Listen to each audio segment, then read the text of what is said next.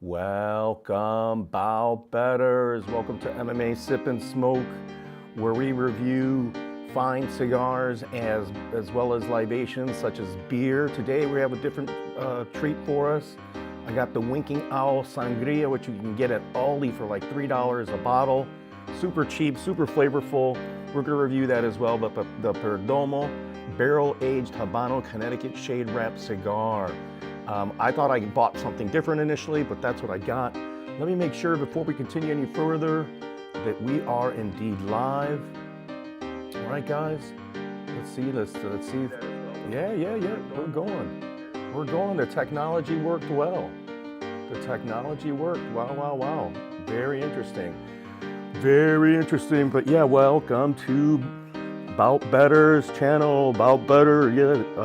I do cigar reviews. I do take a look at all the cigar reviews as well as beer reviews that I've done in the past. They're both on lives as well as videos and stills.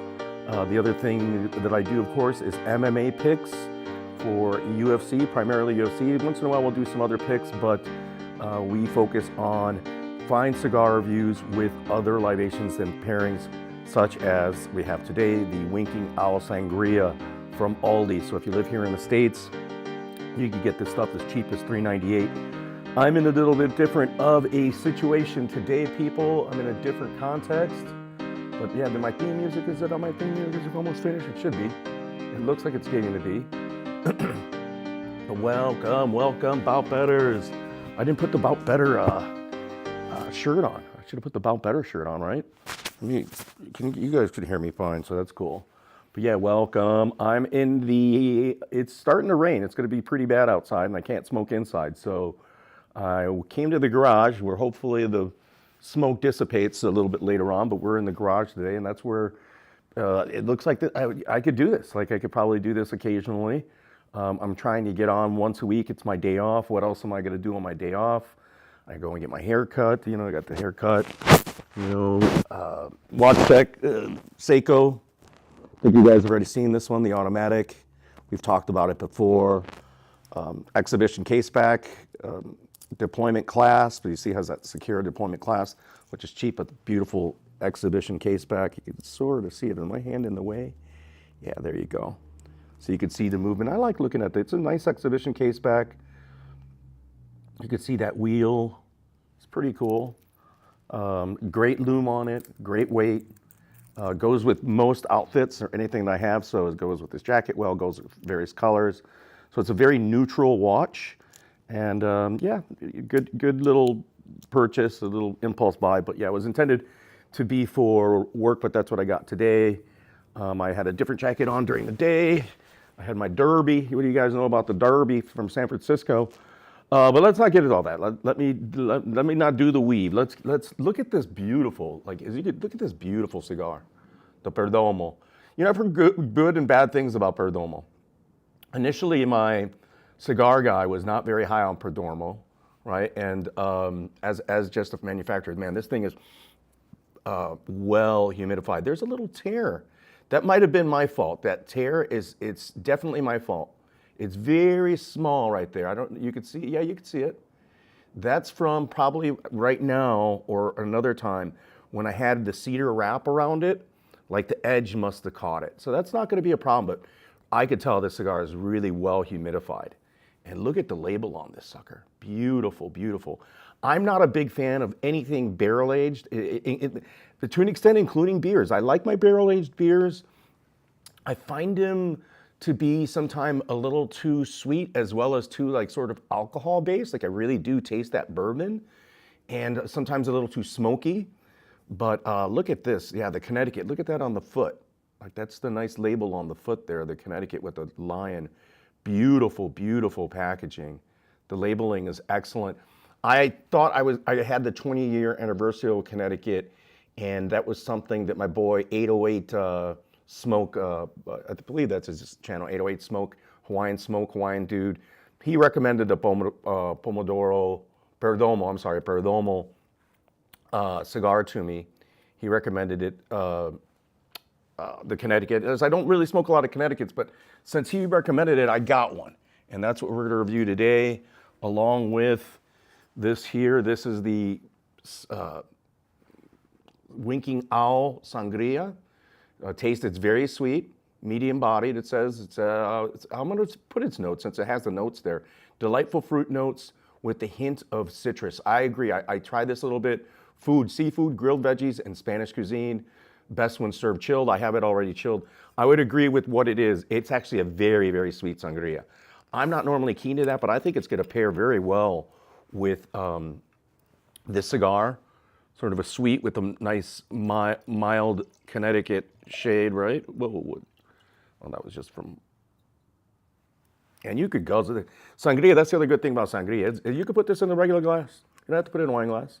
It's intended to be like festive and go down. In fact, people use them in the little glasses and they drink like 30 of them. So it's not really something where, you know, it has a little bit of a nose and it's a little sharp, but in a fruity way and more of that rosé way. It doesn't have the heaviness and bulkiness and complexity of, say, a Merlot or a Shiraz or a Cabernet. It's not as you know, it has more rosé-like characteristics, rosé wine, because of course this is made with fruit, wine with fruits. It doesn't say that on here. Does it say the contents? It was made in Modesto, which is really, you know, Winking Owl, Modesto, that's a nice area for Modesto, California. They make good Pinot Noirs. So if anything, I bet there is some Pinot and Zin, but I bet if anything, there's some, this is a Pinot base, would be perfect, right? Because it's already a light red wine. You throw that with fruit, and that's why it has its really light character.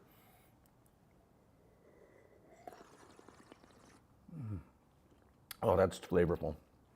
Very, very sweet. Super sweet with a nice light berry. No harsh finishes whatsoever. Like I said, highly drinkable any time of the year. Great in the summer, of course. Would be great with fish and or like, you know, like I said, veggies or even a pork. Like it would offset the fats in the pork really, really well. Almost like a white sort of Gewürztraminer. In fact, you could make a white sangria. Probably it would be a good idea to make with the Gewürztraminer, right? Which is a sweet wine or a Riesling. And you take that and you add fruit to that and let it sit for a couple days, maybe like with some apple slices. I don't know if we put the citrus in there, but certainly, oh, some of my neighbors coming home, but certainly some other elements. But yeah, so PERDOMO, Connecticut, the PERDOMO, Connecticut, that's what we're going to smoke today. Guys, we're going to start it up here, grab this thing off the foot. It's going to come off nice and easily. Sweet. Excellent, man. Beautiful, beautiful. Love the packaging. And what's nice, I could just leave the ring, the bands, like right here on the table. Since there's no air, there's no wind, I don't have to worry about any of that stuff. Let me see if there's anyone in the chat. Someone is watching. Great channel. I live in Chicago. But go Pack Go. I mean, Matthew, how can you? I don't understand. There's a legion of you people here that are Chicagoans, that are Green Bay fans. You could be a Wisconsin fan. I love Wisconsin cheese. I love my Spotted Cow beer. I love, you know, going to Wisconsin. It's a beautiful place, right? I even like the Badgers, right? There's just something I can't understand the people that live here in Chicago. That's interesting. That live here in Chicago that are Packers fans, and there are a lot of them. There's a ton of them. There's a ton of them. I'm glad you live in Chicago. Thank you, Matthew, for the feedback. You know, I'm just here doing my thing, man. You know, it's a little slow going, but it's all right. We're enjoying ourselves. Really, again, this is my day off. I'm going to smoke the cigar anyways. I'm going to have it with a little drink. Might as well try to share it with you guys. We'll talk about it, talk about the cigar. You know what's good already about the cigar is that I don't pick up any bourbon notes. I don't pick up any of that barrel aging. Man, it smells like a really soft, almost buttery, which it has that appearance, and that's what a Connecticut shade should have. Yeah, I'm not picking up anything but nice earth. Really nice. I'm glad that there's no peat. There's nothing that's what a Connecticut should have, right? I bet this is an Ecuadorian Connecticut. I'm not positive. I didn't read the reviews. I just cut it and pasted it. If you look at the description on this video, I didn't actually read it. I just cut and pasted it. I do all my reviews off the cuff, right, or shooting from the hip. I'm not going to read someone's notes or what their opinion is and then regurgitate that back to you. Well, construction-wise, this is like an $18 cigar still, so not cheap, not cheap. I think this was like, in fact, it was closer to 19, but man, look at that. Beautiful. I love the bands and their packaging, and it is a beautiful Connecticut, and I could tell it is very well rolled. It is beautiful. It feels a little like not so dense. It has a very nice consistency with a nice large cap on it, right? So in fact, this cap, I don't have a puncher. I actually don't have one. I mean, I could improvise, but I'm not going to. But this cap is screaming, punch me. You know, nice hole punch, right? Like, look at, because it's got a nice girth, nice diameter there, right? That you could actually like get a nice punch in there. I'm just gonna, I brought my other cutter out. I'm not gonna go back in right now. You know, there will be time and I will need to go on in, but I'm not gonna do that. Yeah, that stays on that side. Yeah, we'll leave this here. But Matthew, if you want to, since you commented, if you'd like to subscribe, I'd appreciate it. Please subscribe. Always need some more subscribers. Glad you came on in. See if anybody else is gonna join us here. But yeah, I'm just gonna do, and I should have gotten the other cutter. And I can improvise. Do I have anything in the toolbox over there or anything? No. Yeah, no. I don't have anything here, although I'm in the garage. I don't have most of my stuff in here. I have all my brother's stuff. This is all my brother's stuff for the most part. But yeah, we're going to do just the standard cut then. Spin, spin, spin, spin, spin, as I mentioned. Spin, spin, and snap. See? Boom. And there is a little bit of a leaf there. I don't want to mess with that. Right? But boom, we got the good cut there. Cap came off. I'm not going to peel that off yet. I did.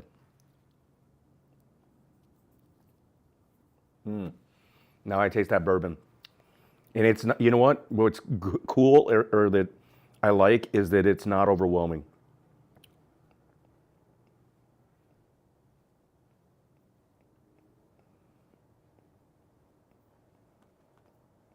You know, I was expecting a lot more oak, right? A lot more oak. I was expecting, there is a hint of sweetness, but I was expecting, I think it's because of the Winking Owl Sangria.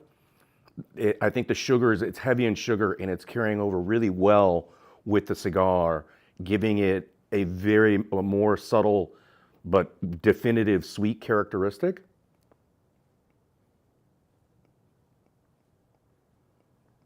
And it's softening the oak.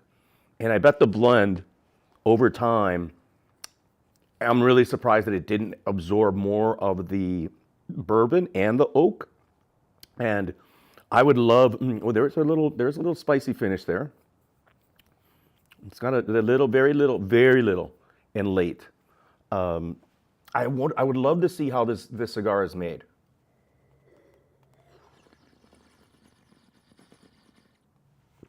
I'm curious how they put them and store them into the bourbon barrels. And in my opinion, that I don't see, and again, this is just my opinion, I don't see how aging the cigars in a bourbon barrel, it can evenly cure or get that bourbon, you know, the qualities that you're looking for throughout all the cigars. Because if you're packing them, to me, it makes common sense that the cigars that are on the outer perimeter that are actually touching the bourbon barrel or closer in contact with the bourbon barrel are going to have more of that aging, right? They're going to have more of that. So I wonder if they're not like stacking or packing a ton of cigars into the bourbon barrel, and they're doing it differently somehow, like you know, sort of stacking them just a couple of rows, right, around you know, the perimeter or the circumference of the bourbon barrel. Again, I'm not sure. I'd like to look at a piece. I'm not really into that, but you know, things that are bourbon aged, and especially cigars that have that sort of type of quality of flavor, or at least that have gone through that, because a lot of times it's just overpowering of the bourbon. That is not the case with the cigar, and I could tell right out the gate without even lighting it that it's not what you expected. Even though it has that, you know, that considered a bourbon barrel, right? It's not doesn't have like heavy bourbon quality. So if you're looking for something that was completely flavored, this isn't it. It's been aged in the bourbon, but it's going to grab some attributes from that aging, but it's not a flavored cigar per se. And that's what I was hoping, and that's what I was hoping for, because I do not like the flavored cigars at all, and that's what this is. So excellent job so far. I could tell it's going to be a good smoke, right? Yeah, and I'm still glad that, and in the winter I could be out here. I need a heater up in this place. I need to purchase a heater, because it's already pretty chilly in here. I'm glad I grabbed my coat. Yeah, so I'm just toasting, as you see, the outer ring first, right? And we keep it at distance. Ooh. Especially with these Connecticut's, I don't want to char them, like I overcharred a corner there. I don't want to char them too much, even on the initial lighting. I want to definitely keep just that outer nice small radius, right, going. So, and I want to keep it really at a distance, so I'm not over charring, because I don't want that char, you know, super, you know, not burnt, but charred flavor, as, you know, to be predominant in the first few puffs, right? So I'm being a little more careful and more precise with the ring I'm making, and then I'm going to the center, and I'm keeping it really at a good distance still. And I could see where I'm getting my light at, right? That's what's good about this lighter. It's pumping some flame. It's way away from the cigar, and then just in circular movements, yeah, it's getting there. It's already lit. It's already lit. With these fine, I could tell the roll is very concise. It's going to have great placations. It's going to ash really well. It's going to hold the ash very well, as in addition to that. Yep. It's lit. It's lit all by itself. Oh, very nice soft aroma. Very nice aroma. Nothing that is harsh on the nose. You know, I was trying to see, oh, it does. It has this really nice, soft, buttery sweetness smell to it. That's nice. Mm.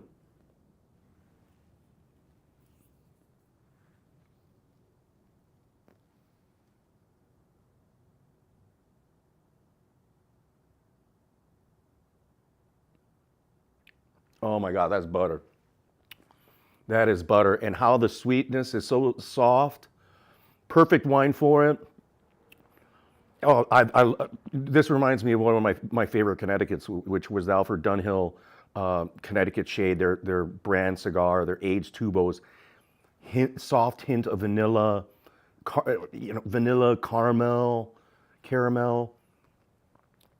buttery smooth.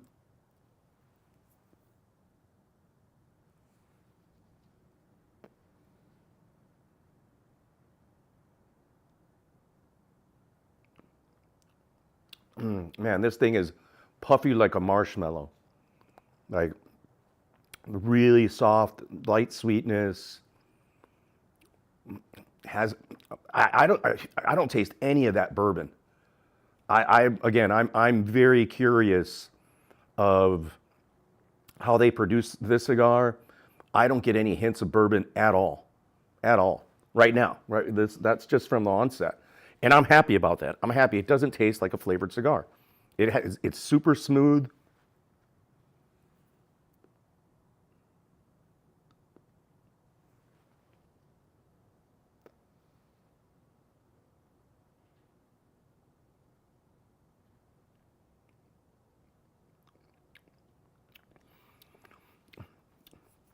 At the end, there is a little bit of that oak, right? There is, you know, that sort of oak, that hearty wood taste, but it's still so, it's not prevalent, right? It's so mild. Yeah, it's there. And again, I still don't have any of those bourbon notes, and I'm happy for it. But man, this thing is. I'm anxious now to try their other Connecticut's, right? I'm gonna have to try their 20-year-old Anniversario that a lot of people are smoking out there. And these guys, you know, similar to Ashton and Macanudo, I think Perdomo, they're sort of from what I gather, like 808 Smoke mentioned, and I saw just out there in the internet, a lot of people like their Connecticut's, and that's why I wanted to get their Connecticut. This was on the recommendation of 808 Smoke, a Hawaiian guy. Go check out his channel. Makes great cigar reviews with his sons or with his family members out there in Hawaii. Beautiful setting. Makes great little shorts. Beautiful music. Really good videos, and it seems like a very nice man, very good person, and very good opinionated smoker. Really not like myself, who's a little too much with this fucking, a little too verbose, right? But you know, when you're carrying on an internet show pretty much solo, you got to be able to keep the show going. So you got to be very talkative. But man, this cigar, you know, right out the gate, it's tough. You know, I would like to smoke it a little bit more before I give it a number.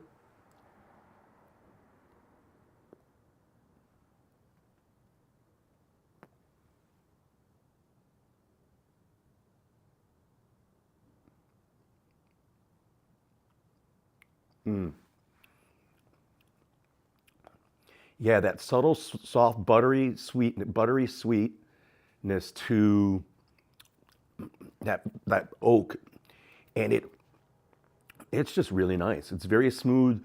It doesn't have as much as that.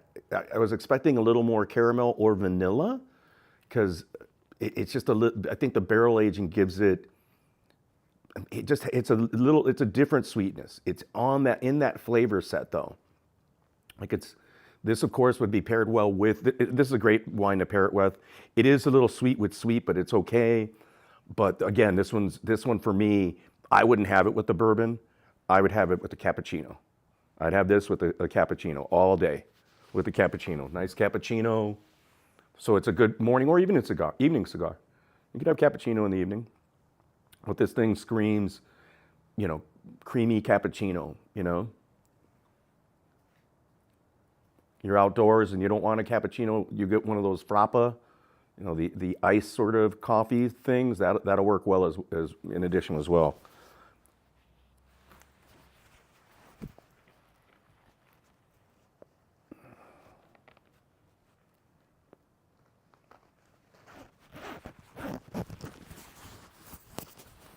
You're getting a little chilly.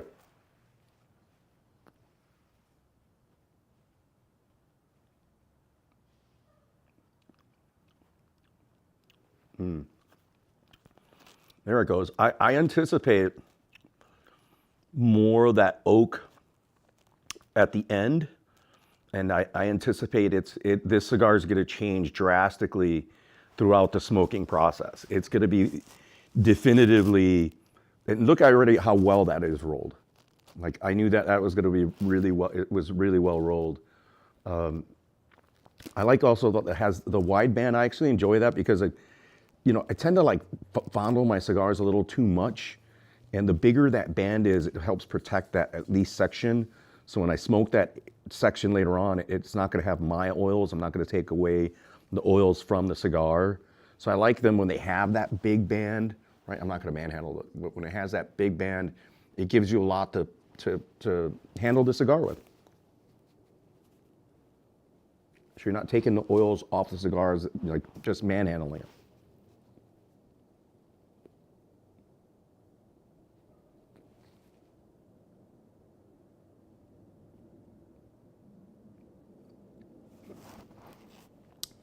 Yeah, I'm glad I picked this to smoke today. It's perfect for the way the day went. It's light. Oh man, oh man, that's okay. Leave it. you know, there's a little imperfection there. Not imperfection, but the little thing on the cut that, you know, if I had my scissors, you know, and I used to have those cigars, cutting scissors, I'll take the scissor or even any other scissors, like a paring scissors or gardening scissors, and just clip that little bit there that bothers me.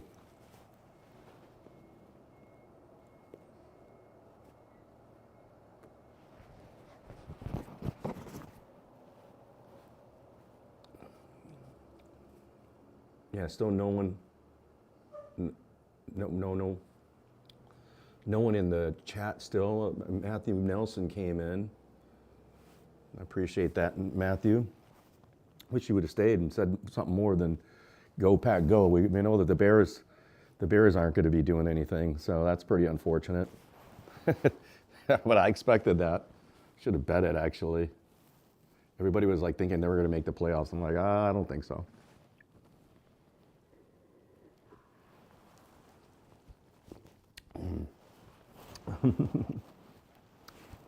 I hate to say it, but this reminds me of some of that Richard's wine, Richard's Wild Rose wine, but a little more subtle, a little softer, but it has a strong berry flavor, and it's nice. It's a nice little sangria. You know, winking owl. Again, you get this at Aldi for like $4, right? You can't beat the price. $4 for a bottle of sangria. And it's quality stuff. I mean, it's from Modesto, right? I know Modesto, they make good wines there out in Central California. Winking Isle Vineyards, Modesto, California. And they, Modesto, no, was the Hawk, they're not around anymore. What was the name of the beer? I think it was from Modesto. Some nice property there. Some nice stuff there in Modesto. Yeah, I hear that rain. See, we're in here. We were able to smoke, even though like I anticipated it raining and then wanted to smoke. Well, am I going to do it? Was able to get the. I was surprised that the Wi-Fi box works out here. It's got a very strong signal, so we're good. Right? Just take it in here, and it works pretty good. But yeah, it's raining out there pretty good now too.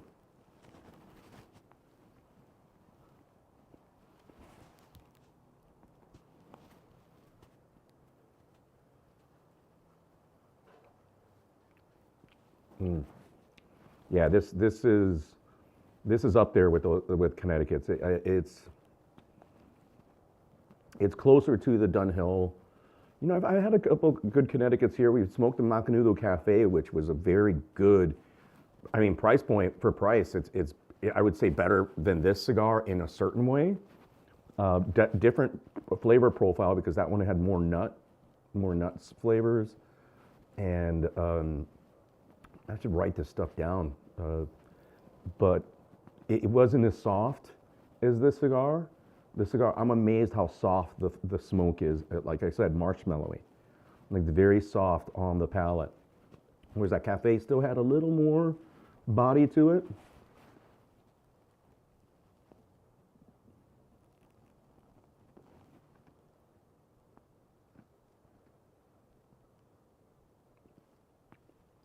Really nice. And that finish is really just really nice. What was the other? We had was it Drew Estates, Connecticut, the Florida grown Connecticut? We did a review on that one. Let me open up a window and take a look here at my channel so I could give you an idea which ones that we had already.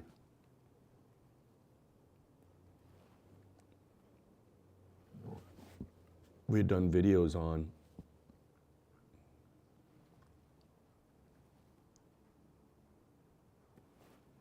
The Macanudo Cafe, as I mentioned.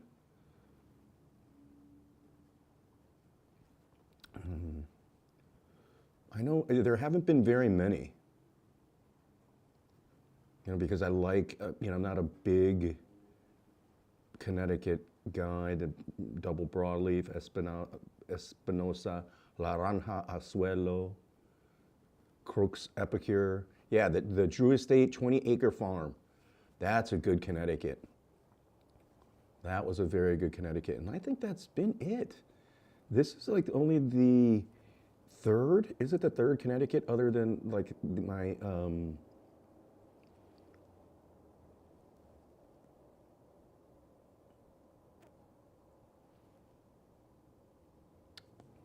yeah.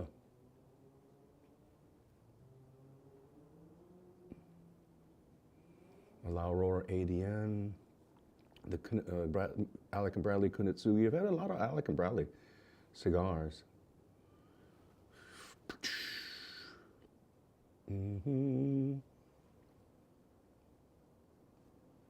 Let's see here. Yeah, this is oh no, there it is. The Asylum 13. Asylum 13. I don't recall that. Yeah, the Asylum 13. Oh, okay. I know which cigar that Asylum is. I got that at Binny's and I did that stream. Yeah, I don't think that was that great of a cigar. So there haven't been so many. Wow, I have actually a video of me naked or without a shirt. That's pretty embarrassing. That was 2 years ago. That was New Glarus. So we're doing some Spotted Cow. Yeah, that's it.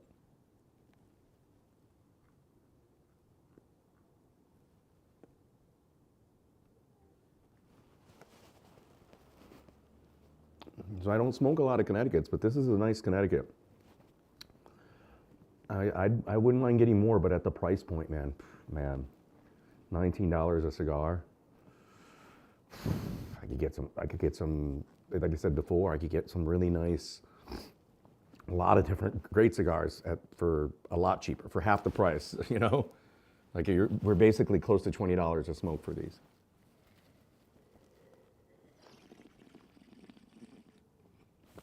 There's also a lot of Connecticut's I probably could get for this at that price point. You know, there's, you know, Ashton's, vintage Macanudos, right? Ashton's very well known for their Connecticut shade cigars, and of course Macanudo. Perdomo, right? Who also makes a good Connecticut? Yeah, those are, you know, those have been my go-tos, like Dunhill. I like that 20 Acre Farm. That's a very good Connecticut. But Dunhill doesn't make any more cigars. That used to be my favorite Connecticut.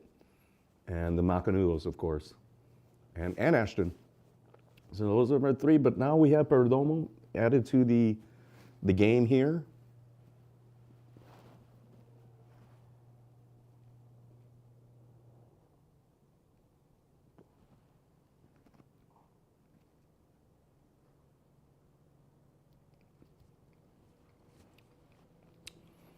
Yeah, very buttery, very soft, nice, you know, incredible draw, nice soft sweet finish with that oak punch. That oak finally hits, like at the very end there. Yeah, right, that oak hardiness at the very end. But what's great is it doesn't have, the oak isn't overwhelming. The bourbon isn't ever present. There's none of that, you know, there's none of the peat or charcoal of the bourbon. There's a hint of its sweetness, but it's not syrupy.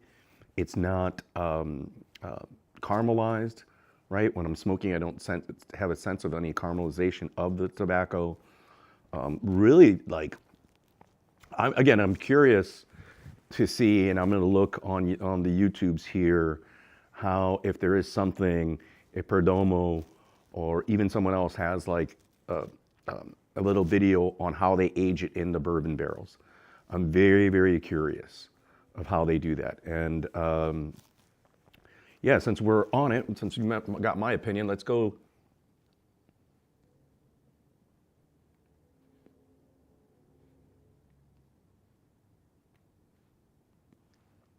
Achieving the perfect Perdomo Habano Bourbon Barrel-Aged blend starts with tobaccos that have been carefully selected and aged for a minimum of 6 years prior to qualifying for the bourbon barrel aging process. After being aged for 6 years, the Connecticut wrappers are, okay, interesting, it's just the wrappers, are bourbon barrel aged for an additional 8 months. The sun-grown wrappers for an additional 10 months, and the Maduro wrappers for an additional 14 months. These tobacco are at the peak flavor and aroma, color, texture, making each Perdomo Habano Bourbon-Aged cigar perfectly balanced, smooth, and smoking experience. So it comes in 3 different blends, as I mentioned there, right? So this is the Habano Connecticut, and let's see.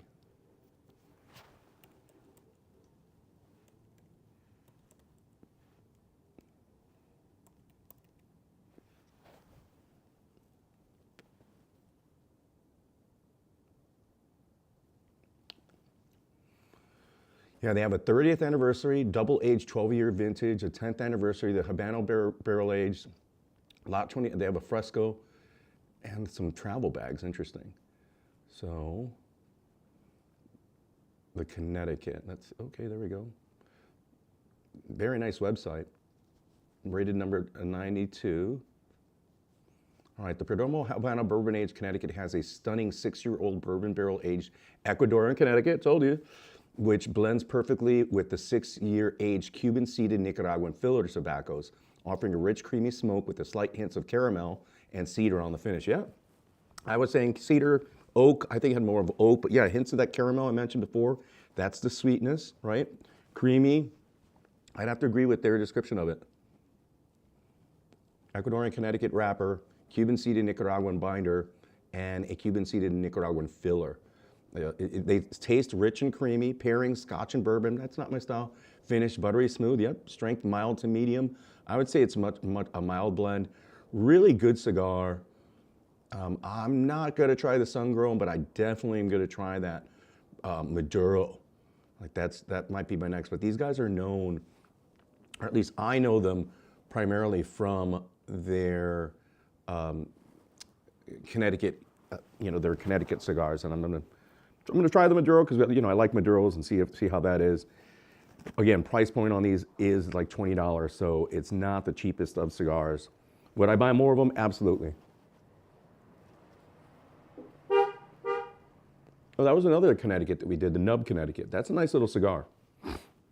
Everything from Nub is pretty good. I mean, I love their Cameroon, right? That's my favorite. One of my favorite cigars, period.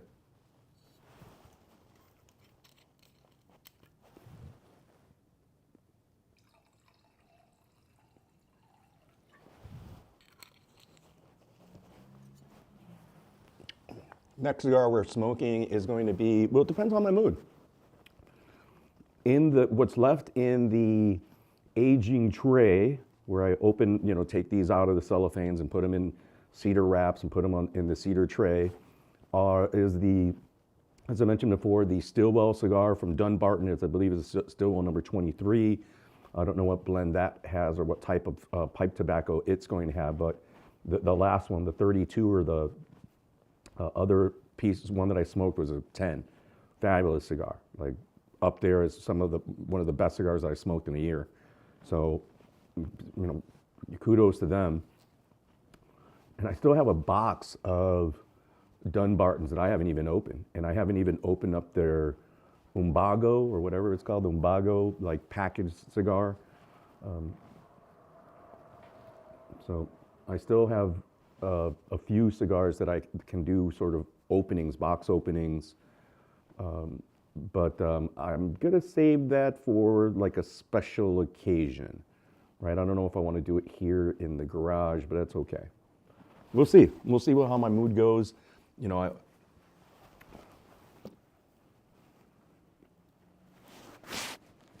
These cigars are meant to be smoked, right?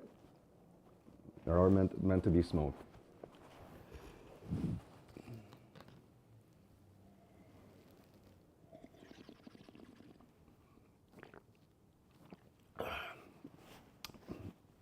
No, still no one in the chat?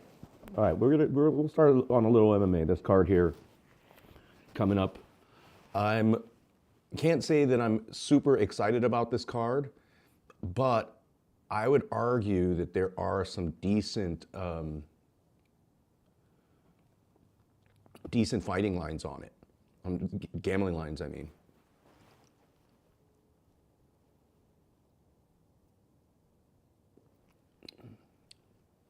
and some really good fighters on it. Right out the gate, if you know, I'll mention my first bet that it's going to be. I'm going to bet Jim Miller against Damon Jackson, because I think Jim Miller is going to have better hands. Even though he's older, I think he's got better technique. He's got a lot more experience, and on the ground, he could roll with Damon Jackson. Like, I think his jiu-jitsu his jiu-jitsu and his wrestling is going to be better, and he's the underdog, and it's all age. So I think, you know, Jim Miller at plus 150 is going to be my play or my dog of the week. There's some other people I see here, but, you know, gambling-wise, some of these favorites, like Bo Nickel against Paul Craig, he's too rich.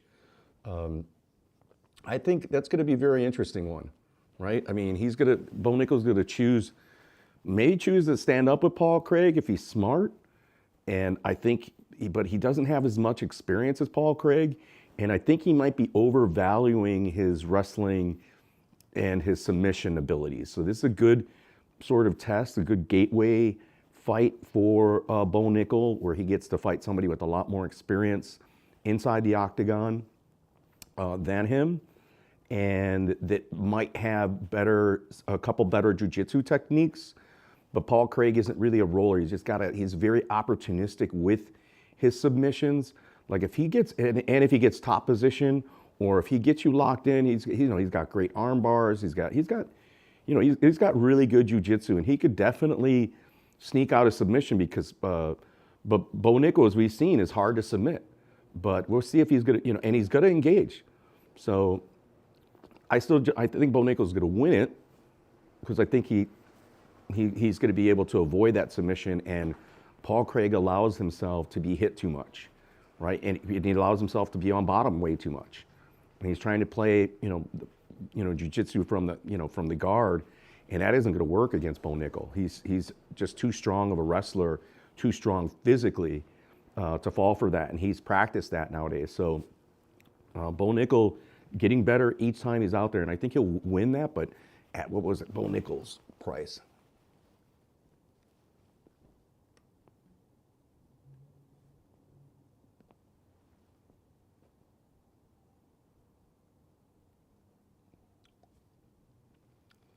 Minus 1,100.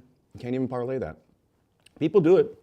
I have a coworker, he does, like, where it becomes advantageous to throw Bo Nickel in, with that kind of a number, minus 750, minus 1,100, is with your perfect parlays. Like with your 9 leg, anything over 7 legs, that minus 1,100 would give you value. And let's test that out here, right?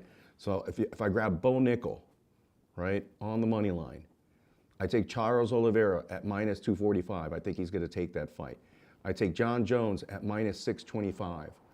Where am I at on my parlay? I'm still the 3 picks. I'm at minus 128 with those favorites so far. Let's pull another. This one's a tough one. Viviana Araujo versus Karina Silva, minus 258. Not going to do that. Not going to do this Mauricio Rufy versus James Lyontop. Rufy at minus 800, no way. I'd like, actually, here, this Marcus McGahee and Jonathan Martinez. Jonathan Martinez, no joke, he's a plus 110 underdog. I'm not taking Marcus there. I'm liking, believe it or not, Chris Weidman against Eric Anders, right? Like, Weidman, if he doesn't gas, he could possibly do something there. Jim Miller, plus 150. We're not going to put my dog in there. Marcin Tybura, let's put him in there at minus 148. Mickey Gall against Ramiz Brahimaj. I think Brahimaj actually might have the grappling advantage there. Brahimaj might be another dog that I might take. We're not going to put him in here. Oban Elliott and Vasil Hafez, I have to do my research there. And Veronica Harley, I think that she's going to take it, another minus 148. So we're at a 5 pick right there of all favorites, and it gets me to plus 400, right? Bo Nickel, Charles Oliveira, and if we remove Bo Nickel, right, it's at plus 400 right now. If we took Bo Nickel out of there, it drops down to plus 358. So you don't really get very much for Bo Nickel. So I would just leave him out, right? He's not worth, you're getting like 20 cents on the dollar to add them in that parlay, it's not worth it, right? It went from plus, what did I say? Plus,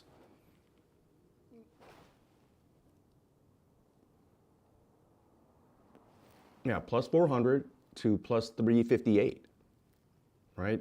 You're not getting good money on there, and that's at a 5-pick. Take Bo out, do the 4-pick of Charles Oliveira, John Jones, Marcin Tybura, and Veronica Hardy. And if anything, in reality, I would take John Jones out of there too, and you get a 3-pick at plus 295. Charles Oliveira, Marcin Tybura, and Veronica Hardy. And look at that nice ash, guys. That's my 3-pick parlay, but I'm not going to play it. I don't, if I did, I might do the Trixie option. Let's see what a Trixie would be. I thought it was already logged in.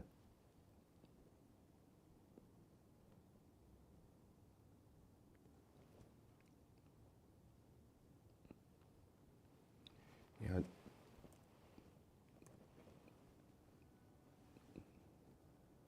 Yeah, 3 bets. The 2-pick round robin ends up being 3 bets at $20 would pay $150. That's not bad. That's not bad. And then you do another 10 just on the 3-pick, if you wanted to do that. And let me show you what I'm looking at, guys, here. We could do that. We could do that. We could do that, guys. Whoa. 1 second here, people.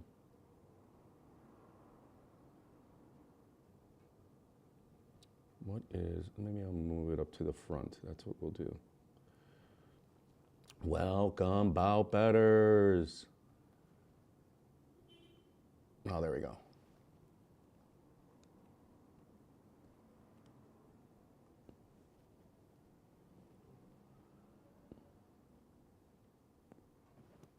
Oh, no. Yeah, nice cone. Oh, ash on the computer, no good.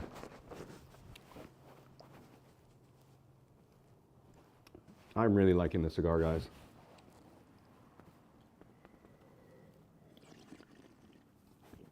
Again, very soft, very subtle.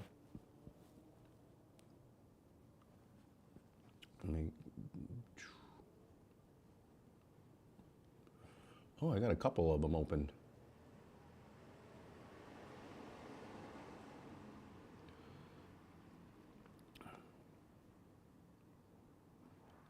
Which one is this one?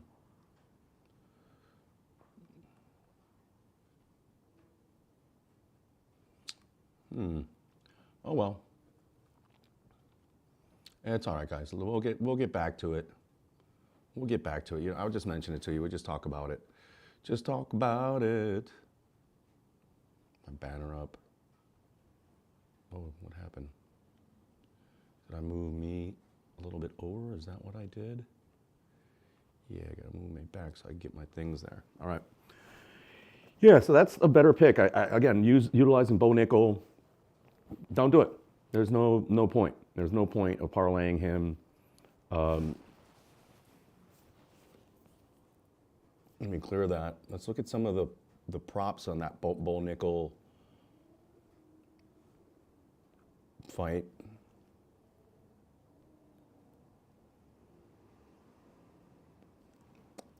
Let's have Jim Miller be a sub.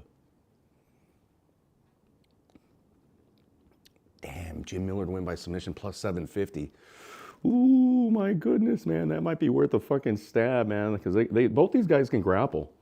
I mean, apparently Damon Jackson has a better methodology to win via submission.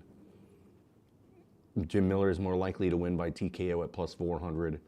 Jim Miller decision plus 500, and then Damon Jackson decision plus 140. So they expect Damon Jackson to sort of control him. I don't think that's going to happen, man. I think Jim Miller's going to keep this on the feet and possibly can knock out, get the KO at plus 400, or even get a club and sub. If he gets your back, it's over. It's a wrap. And the same could be said for Damon Jackson, who's, like I said, very good on the ground himself. But sorry to jump around a little bit so much, but there's not a lot of people here. Yeah, so they're putting Bo Nickel on the main card. Like he's the third fight, third fight to end the night. So they're giving him the spotlight. He's definitely ready. He's ready for prime time. Yeah, they pick him to knock him out. And I think he's got the knockout power at minus 150. Paul Craig submission plus 1,200. And then Bo Nickel submission is plus 180. And they do not expect us to go the distance at all. And I don't either.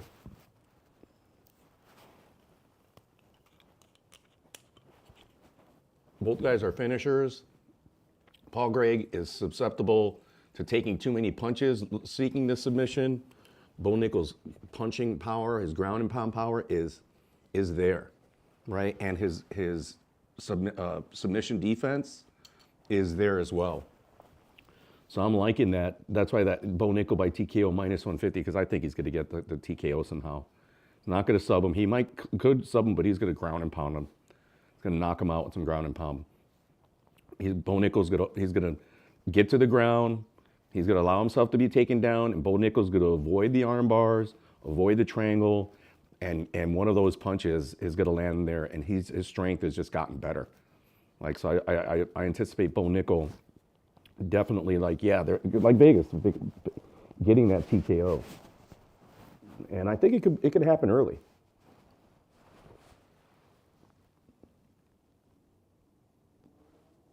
Not to go the distance, minus 1,100. Fight to be won by unanimous decision, yes, plus 750. Not going to happen. What is...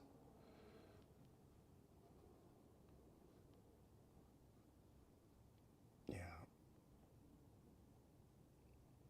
They have it over a half a round is minus 320. Under a half is is plus 225. Let's do more. Let's see here. And then they have the under 2.5 is minus 575. Yeah, they anticipate this ending very early. Money line finish only minus 3,000 for Bo Nickel. And why am I discussing this? It's not even, there's no value there. There's no value whatsoever. And there's some, Jim Miller is my dog. That might be my main play. I'm on the wall of, because Marcus McGahee is pretty damn good, right? He's got some hands. And it could be a fucking war, stand-up war, and McGahee is game, right? He's got definitely knockout power too. He could knock out Jonathan Martinez, because Martinez just stands there. Great leg kicks, right? That's what he's got to utilize. Martinez got to utilize those leg kicks. That's going to be a good-ass fight. This Jonathan Martinez, Marcus McGahee. Like, McGahee's got some hands. He's got some talent. He's got good takedown defense. Martinez doesn't have really great wrestling. He's got a decent submission game. McGahee by TKO plus 200. That's like his method to win. I think he might get it. Decision is plus 275. It's tough to take Martinez as a dog, man, and it is still cold. It is still cold out here. I would have been freezing if I were, but I have the garage door sort of propped open to help this smoke out. Let me see if anybody's in the chat whatsoever. Nope, no one's in the chat. No one's in there. No one's in here. Another day, smoking a cigar, doing the show. But anybody that does watch this post live, I really appreciate it. Please comment, like, and subscribe. Participate, help grow the channel. Maybe I get out there in the stream, in the algorithm someday. I don't think so. I think I'm not not shadow banned, but because I've gotten have been prone to do some, I've had a couple videos taken down. They didn't give me a strike. I think I got a strike once for something that I said that was because my channel was not set for, or I thought it was set for just adults, and at the time, I guess it wasn't. And so there was some language, something said about language, and I got one strike on the channel. I don't know if that dissipated by now. That was over a year ago, but I only have one strike on the channel, and because it had 2 or 3 instances where they're like, okay, we terminated your live feed, maybe that's also why I'm not into the algorithm, and also that I'm using OBS instead of the YouTube software to stream from. And maybe I will do the YouTube software because I'm not fully utilizing the OBS stuff, but I like the OBS stuff because I could actually, if I, you know, you've seen it before where I've gone to stats, UFC stats, and I could show you the UFC stats, or I could do that if I really wanted to. But we're not doing statistical analysis right now. We're just doing off the cuff. Maybe tomorrow, if I do have time, I'll stream again. Tomorrow I might have another cigar in the evening. We'll see. We'll see, people.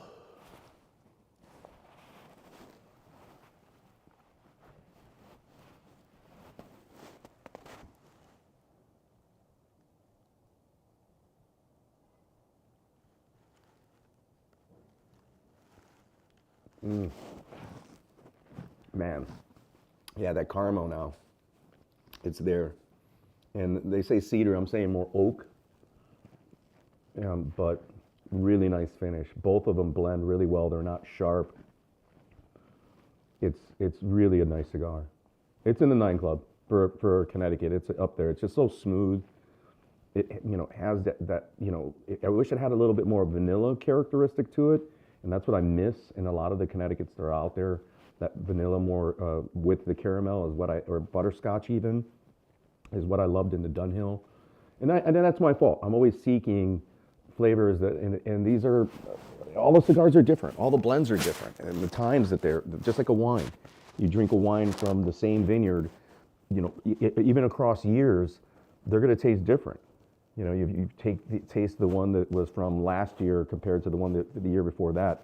They're gonna have different qualities and characteristics, even though they were grown at the same farm, with the same grapes and the same method. They're gonna have different taste, right? And that's the same with cigars. Cigars are very similar.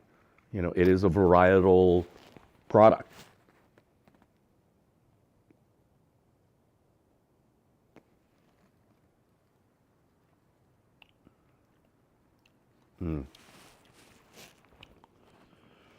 But yeah, so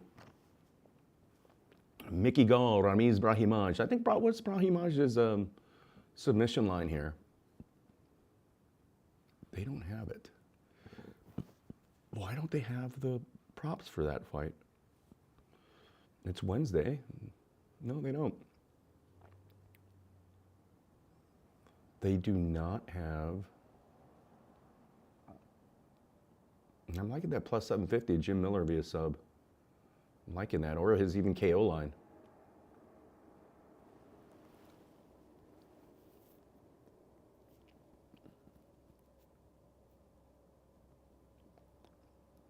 Chris Wyman, Eric Anders. It's going to be a very interesting fight. Chris Wyman's still in the game, still doing it, former champ.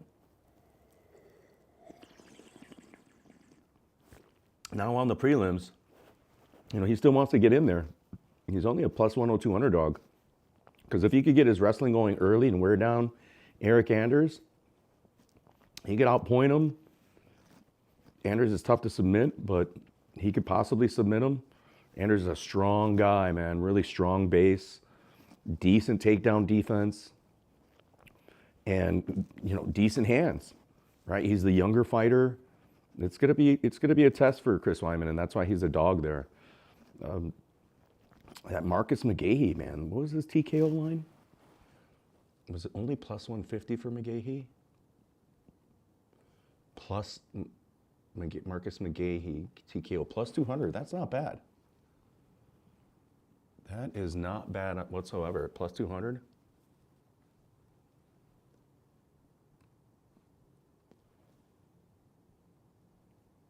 But the fights that I would interested in betting in is Jim Miller, right, at plus 150 as dog, right? I like the over is minus 150, so they're expecting it to be a decision. I think even on the feet, he might have better hands than Damon Jackson and might be able to like knock him out or even win by the decision. So I like him as a dog. I'm liking Ramiz Brahimaj to possibly knock out, to submit Mickey Gall, even though Mickey Gall's got good on the ground. So that could go, I'm not gonna bet it. I'm not gonna bet him on the dog money. Veronica Hardy at -148, man. Let's see this Eduardo Maduro.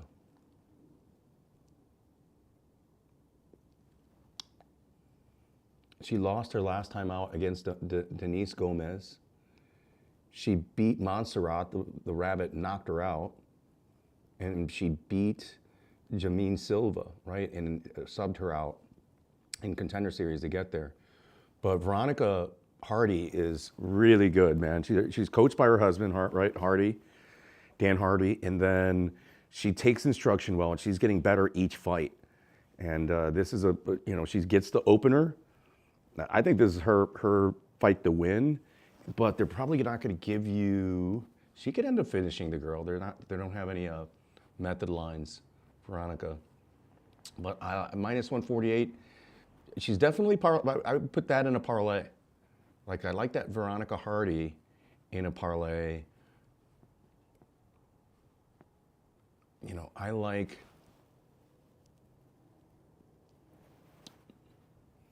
And I'm liking Marcus McGahee now more and more against Jonathan Martinez. I know that's going to be a test, but if Martinez can't get those leg kicks in, right? If he can't get those leg kicks in, he's going to get outpointed and even knocked out.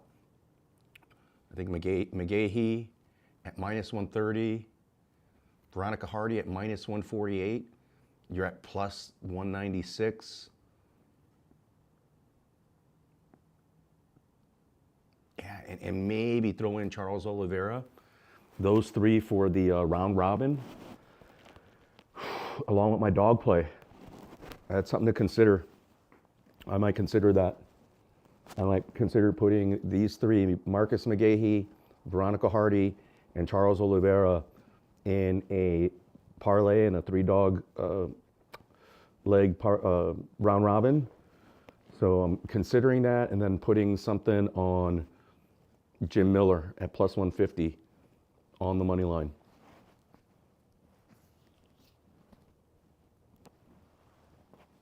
In fact, I'm going to put $30 on Jim Miller on the money line right now, so that you guys know that that is my official dog play of the week, and that bet is in. We're going to clear here. And we're going to make this bet right now. Boom.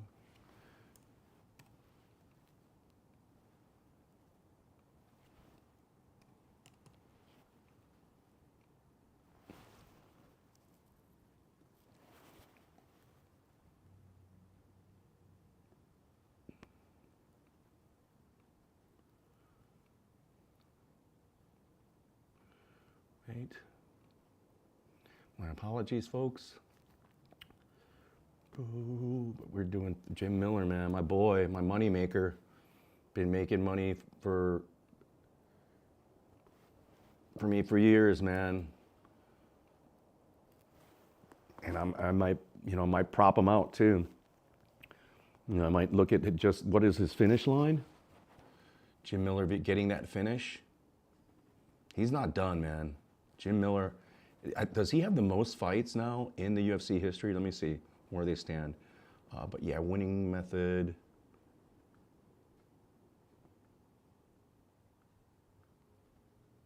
To win by finish. Jim Miller +275. Damon Jackson's at +250.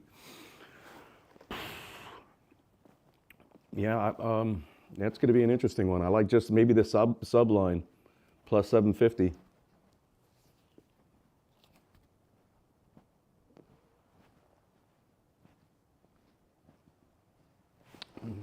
All right, we're at halfway of the cigar, and it's still buttery smooth, unoffensive. And like I was saying, it already has a little bit more of that oak taste to it. I have no hint of bourbon whatsoever. Good sweetness, sweet characteristic as well, very soft sweetness. Right, where's my YouTube? Where's my YouTube? Yeah, there I am. No, still nobody in the chat. Nobody to talk about my parlay with. Nobody to talk. We're talking about the main event. Oh my God. What a main event. Dana tried to like strong arm change it. He's not going to be able to. They already had the contracts out. But when in history has the interim champ not fought the actual champion? Makes absolutely no sense. So we got to take this band off because we're right there at the band. Hopefully it's warm enough. Hopefully it comes off okay. Oop. Nice and easy. Well, nice. I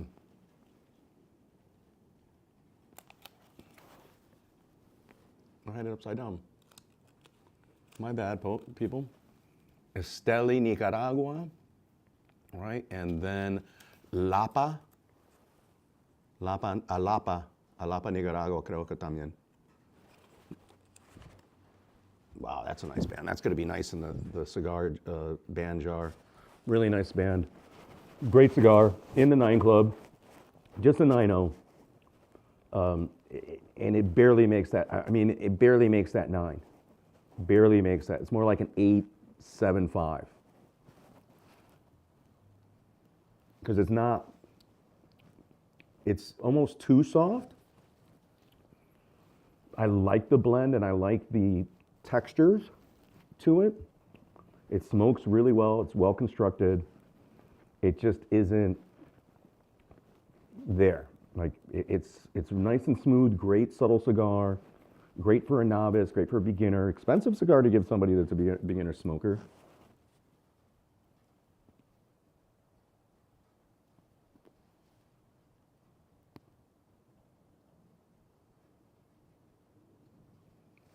Excellent morning cigar, excellent afternoon cigar. There's a little more oil now beginning to generate, and that has a little more caramel character. But you know what's friggin' fantastic? I don't taste any bourbon. I don't taste any flavoring.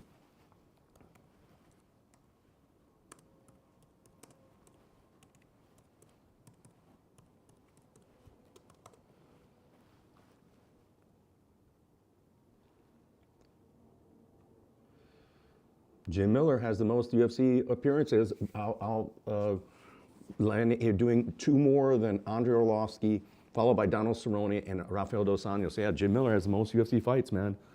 Been fighting since 2008. Arlovsky's been fighting since 2000. So I think Arlovsky fights a little more. Actually, no. Jim Miller might fight just as frequently as him, but. Yeah, just because he's there, this isn't his retirement bout. He's not losing this bout. He's gonna get this win, and he's got to get on a bigger card for his retirement fight. A lot of people were thinking, Joe Luzon coming back, and that being his swan song, that'd be a good matchup. Let me see who was in.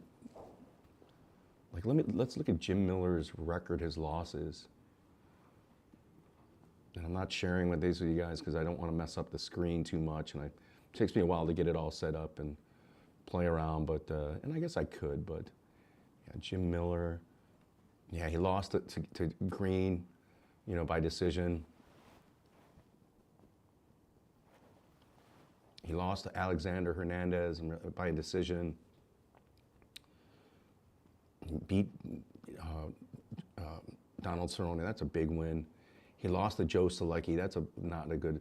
Lost to Vink Fischel. That's not a good look. He lost to Holtzman. That's not a good look. Lost to Charles Oliveira. Got submitted. He lost to Dan Hooker. Got knocked out. He's fought everybody. He lost to Francisco Trinidad decision. Lost to Pettis by decision. Lost to Dustin Poirier by decision. Beat Thiago Alves.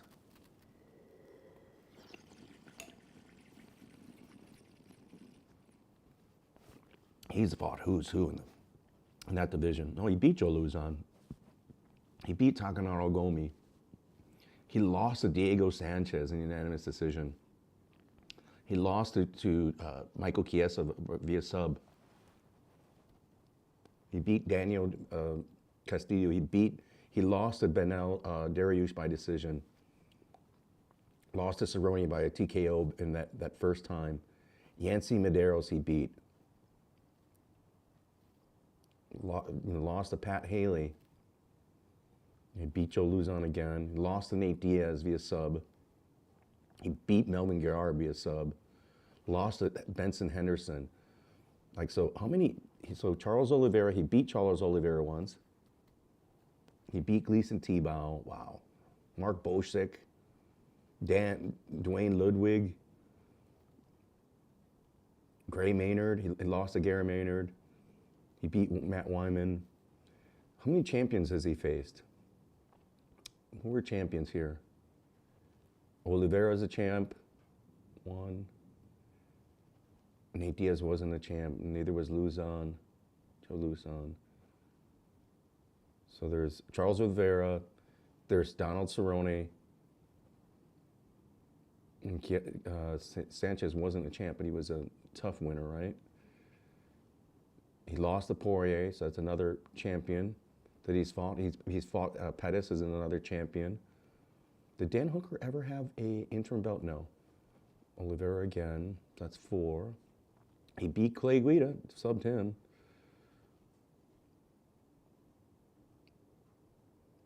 Yeah, so he's faced 3 champions. Well, the bet's in, so it is what it is, guys. It is what it is.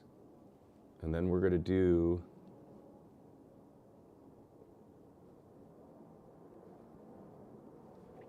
as I mentioned before, that parlay, right?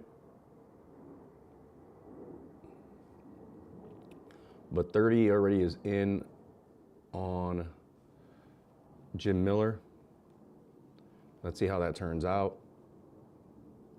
At plus 150.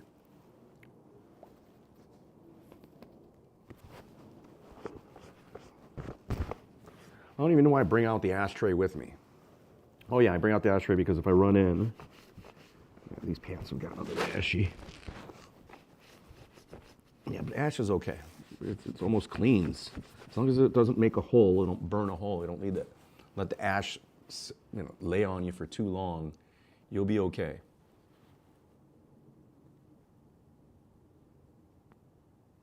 The chat was reconnected. I mean, fell off. Why?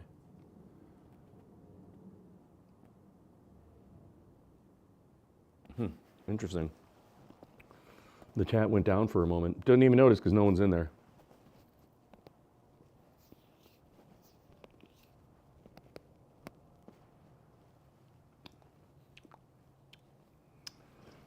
Sangria, very drinkable. Perfect to pair with any cigar.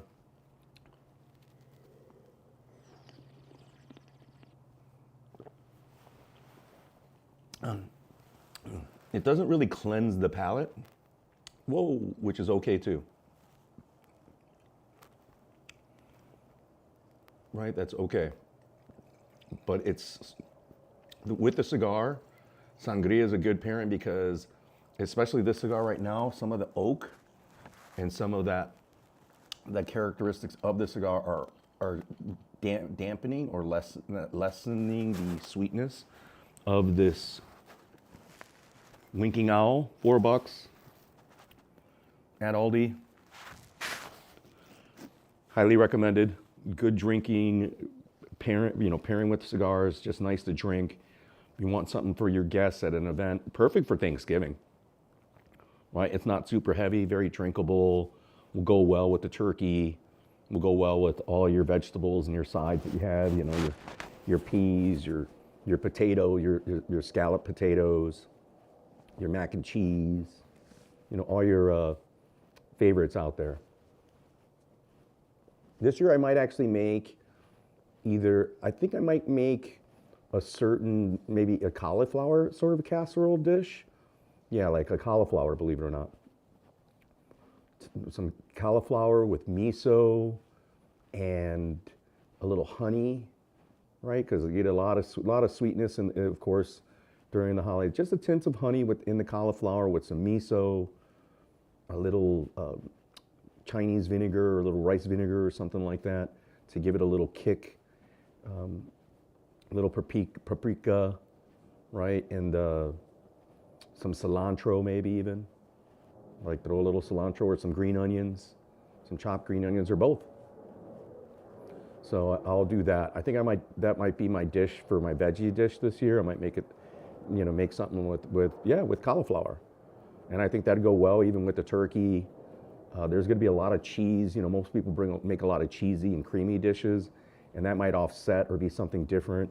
And, because I could also make some scalloped potatoes, right? I love making scalloped potatoes, but that's more of a creamy, sort of cheesy dish, right? But in my opinion, yeah, Thanksgiving's not about the turkey, it's about the sides. Turkey just needs to be okay, it doesn't need to be fantastic, but it's all those sides matter. Your creamy green beans, your mac and cheese, your nice potatoes, whether mashed potatoes, I think a scalloped potato, I like the scalloped cheesy potatoes. Everyone does a scalloped cheese. Maybe I'll do something different to the potatoes that they're not cheesy. Like I'll find a different scalloped potato dish. And this cigar would be fantastic with all your Thanksgiving meals. Light, you could do it before or even afterwards. I think this cigar can pair with any foods at all. Any food you want. Very unoffensive, not overpowering. What it's doing to the wine is excellent. It's taking away the sharp sweetness of that wine, which is amazing. You would think that it would be like even sweeter, but it isn't. We're still early here, guys. Final third, still burning, smooth. It's not super oaky. It's not burning hot. It's not becoming, look how well constructed it is. It's not, it was so well humidified. I had it in the tasting humidor, tasting tray now for a couple weeks, so that certainly helped it.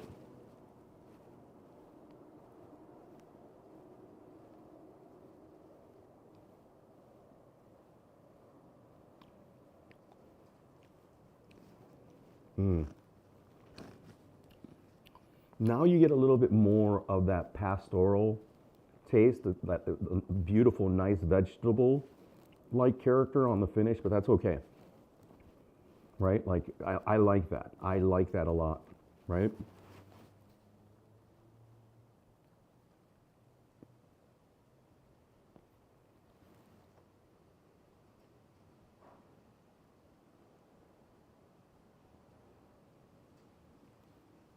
Very soft on the nose.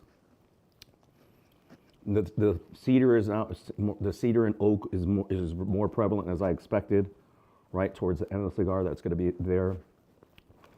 Slight oils, not a ton of heavy oils. Excellent, nice, caramely, sweet, light finish. Very nice. And that it has a little residue on the lips, I like as well. I like that as well. A really, really nice cigar. Like easy to pair with, easy to go with foods. Is it $20 worth?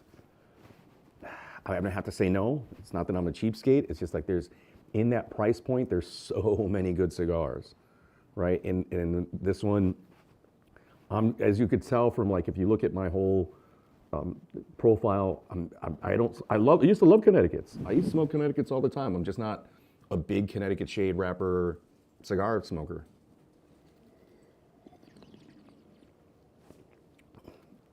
And at the price point, I'm comfortable smoking that Drew Estates 20-year acre farm, or even the Macanudo Cafe or Macanudo.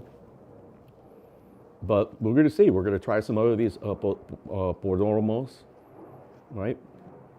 We're going to try a few more of these Perdomos and give them a chance. Give them more. Great cigar to have around, definitely for your guests. Like I said, a little more expensive. They're beautiful cigars. Oh, what the hell? Is that it? I gotta check on that, guys. Excuse me.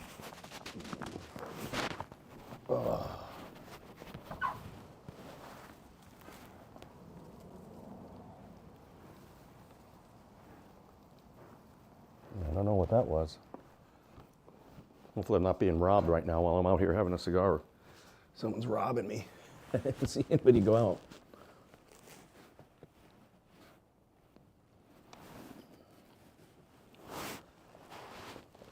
Perdomo.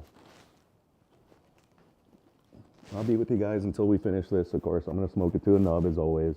It's going to let me do it. Really nice blend. If you like a Connecticut shade cigar, it's a must try. It's an absolutely must. Perdomo, you have to try them. And they have some cigars that have a lesser value or lesser price point. I would say if this is what they're pushing for their more premium, that it's not in the Anniversario or that 20-year Anniversario, this is a nice blend. This is a nice blend.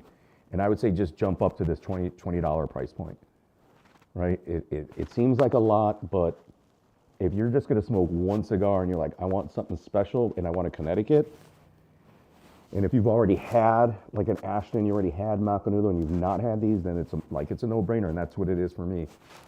Highly recommended cigar. Like it.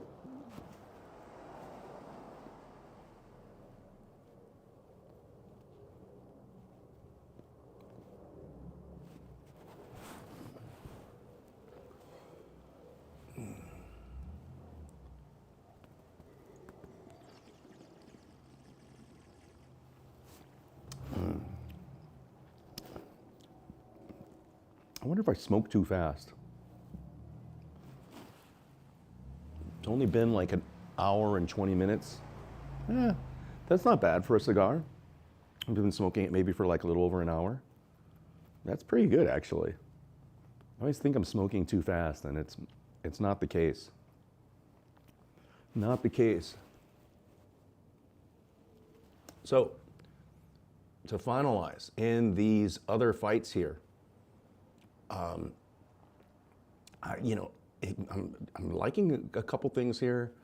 Talk about Charles Oliveira versus Michael Chandler. I think Oliveira is just all around a better fighter, right? Oliveira, he is susceptible to a strong wrestler.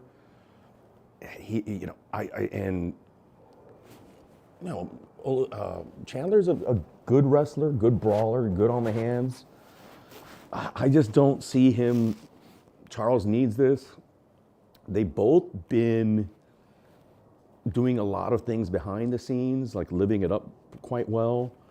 I think Oliveira might have better training partners and overall getting different looks from younger people. Hopefully he's still testing himself, but I don't know. Right, that's the only thing that scares me about Oliveira, is that he's moving more. He's definitely older, or the same age, but they're actually not necessarily the same age, but let's see here, they're very similar in age. We know that Oliveira's got more UFC experience. Chandler's actually, he's 3 years older than him. Right, 3 years. And Oliveira, 34 wins in the UFC, right? A lot more experience, reach advantage. I mean, on the feet, I got to take Oliveira, and on the ground, I got to take Oliveira. I think all around, he's that's why I would put him in that parlay.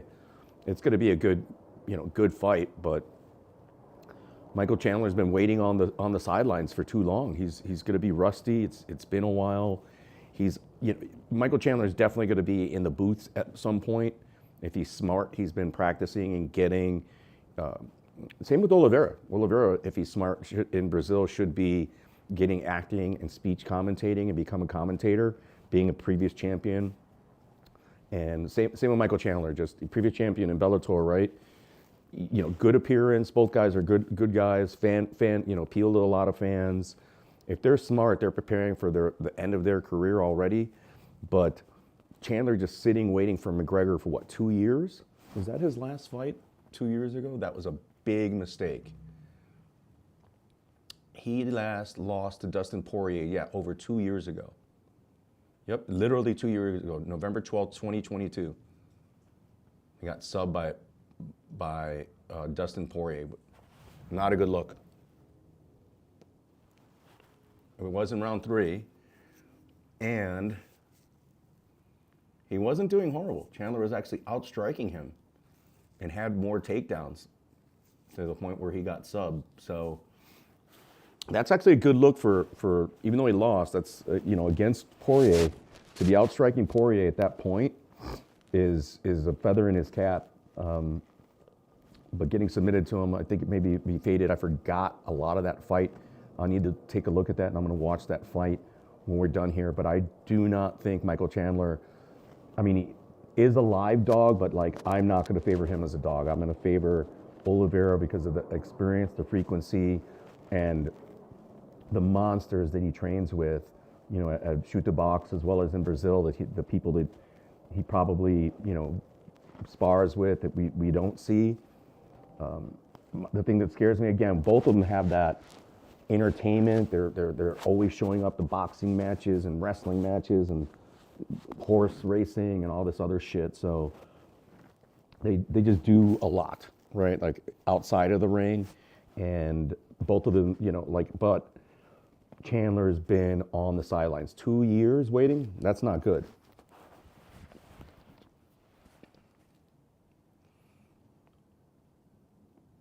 Oliveira lost to Arman Tsarukyan this year by decision, right? And he actually fucking had more sub attempts than Arman Tsarukyan, but Arman Tsarukyan, of course, had that control time. Yeah, Arman Tsarukyan, 8 minutes control compared to Oliveira's 2 minutes. 2 minutes control, 4 sub attempts. And Arman Tsarukyan's a monster, title contender. And then Oliveira beat Barrel-Aged, Islam Makhachev, Gaethje, Poirier he beat. He already beat Michael Chandler and knocked him out. Yeah, this beat Tony Ferguson, Kevin Lee, Jared Gooden, Nick Lentz. Yeah, I think he beat Charles Miller. Lots of, he's only lost 2 of his last 1, 2, 3, 4, 5, 6, 7, 8, 9, 10, 11, 12, 13, 14, 15, 16, 17, 18 fights. 2 of his last 18 fights, he's lost. Or 3 of 19. Like he lost against Paul Felder. Yeah, I gotta go with Charles Oliveira.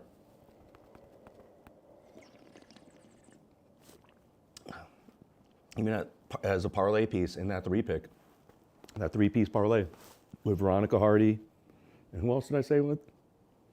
And McGahee. Was it with McGahee? Yeah, I already forgot.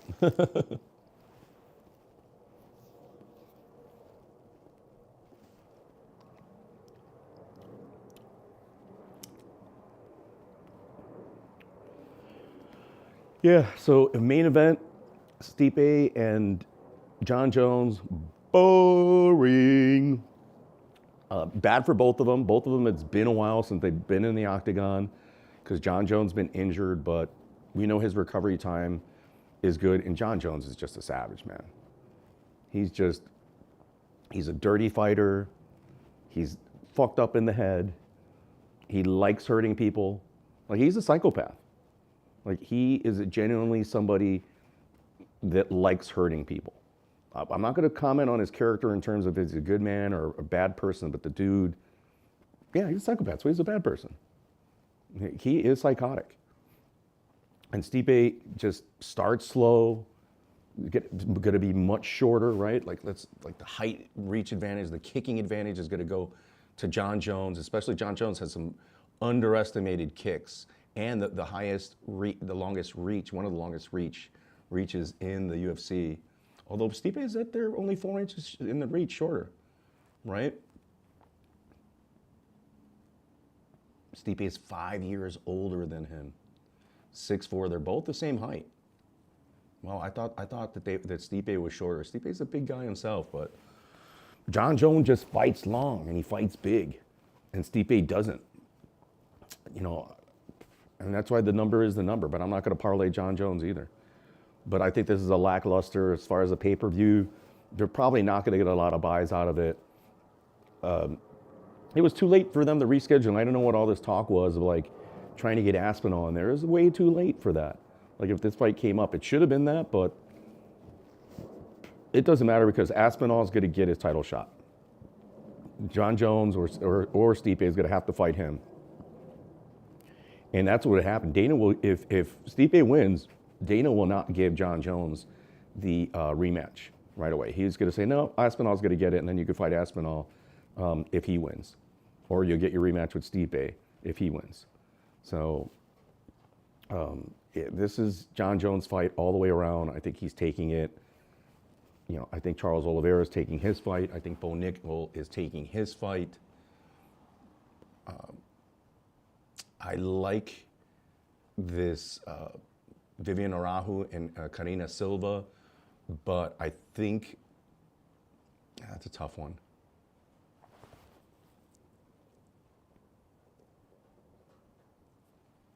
I mean, not a horrible card, but not a great card.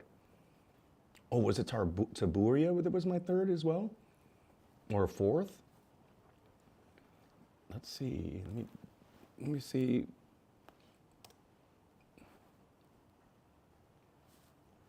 Let's see here, folks. It's raining again. I'm glad I'm in here. Still chilly. My hands get cold. Yeah, I had Charles Oliveira, Veronica Hardy, and Marcus McGahee in a 3-pick at plus 317 as my 3-way. But if we throw in Taburi over there, damn, 4-pick gets us to the plus 599. See what I mean? Damn. See, those are the people you put in, like those that lower chalk, right? The lower favorites you put in the parlays, and that gives you some good value there. Wow. The round robin, that's a Yankee, right? You have a two-pick round robin, 6 bets, and then 4 bets in the 3-pick parlay, and then 1. So yeah, that's 10, 11 bets, right? So if we do the two-pick round robins, 3-pick,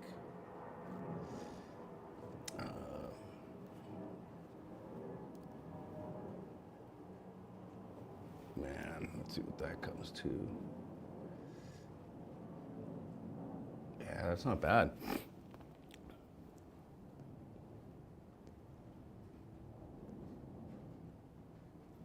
That's not bad at all.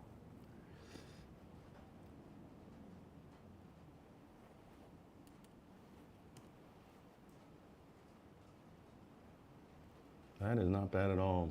This little bet here. Just a little bit. Like if I put another $30 in these 11 bets, right, I stand a chance of winning 123. And that's a lot. That's like a six bets at a 4-pick round robin, or the Yankee, and 3, or what it's called, the whole package is called the Yankee, I believe.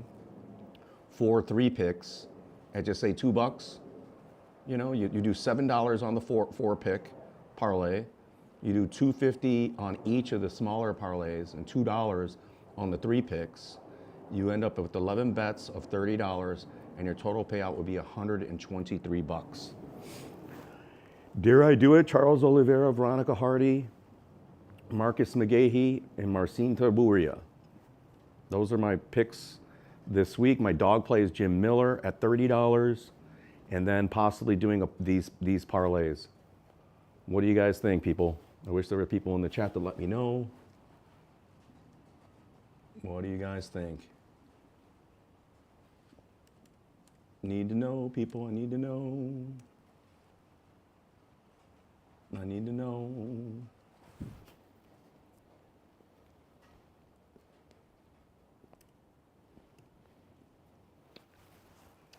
Or just put it all on 30 on the 4-pick? No. Do the round robins and little bets.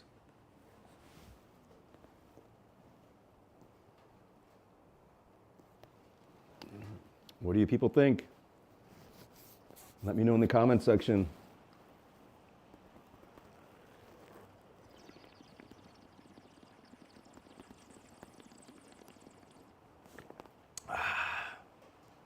Yeah, I'm gonna do it. I'm gonna do all the there's Joey. Oh, what's up? Wyman, yeah, he could possibly wrestle. He could possibly wrestle, yeah, Joey. What do you think of this parlay? I know you hate the parlays. What do you think of my dog play, Jim Miller? Joey, that's my dog play of the week.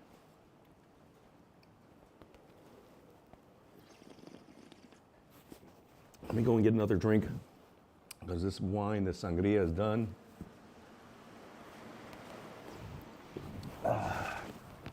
What's up, baby? Ooh.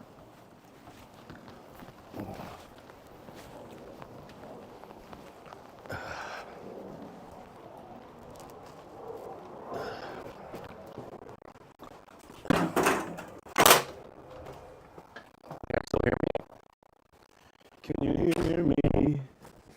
Can you hear me calling? Gotta get those out of there. Get that out of there. Gotta take a piss. Get some ice in there. Ooh. What do you think? Put it up in the chat. Joy.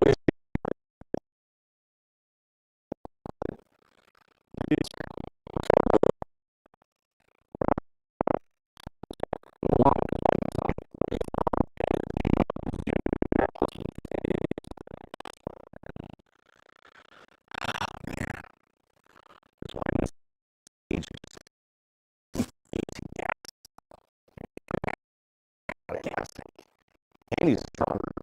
Your guy, he's stronger. I don't know. Time to chew. I don't know if you guys can hear me. Indoors. But we're not smoking indoors. That's okay. Oh. My knees are done. No more skateboarding for me. Ooh, there's not a lot of ice here.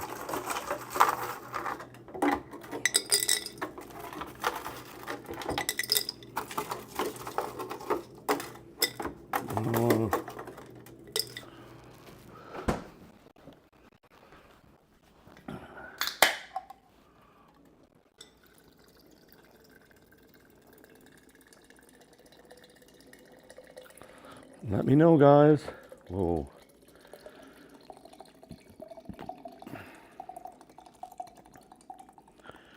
We're going from sangria to margarita.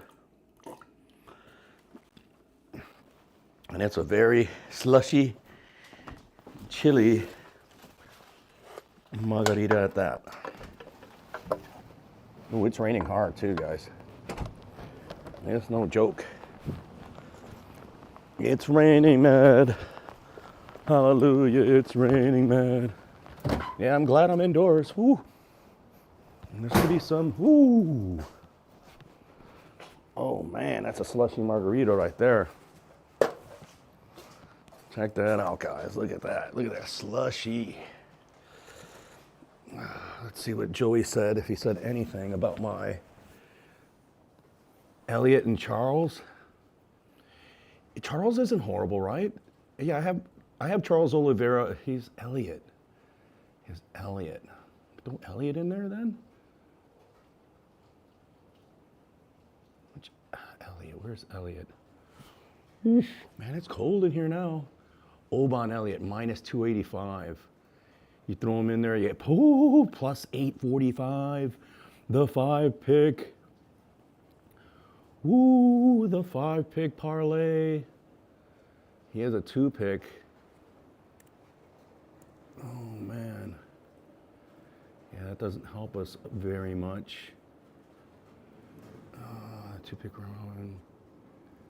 2, 3-pick, 1.75. That's 4-pick round robin. 1. Not horrible. Not horrible. Yeah, so throw Oban Elliott in there at minus 285.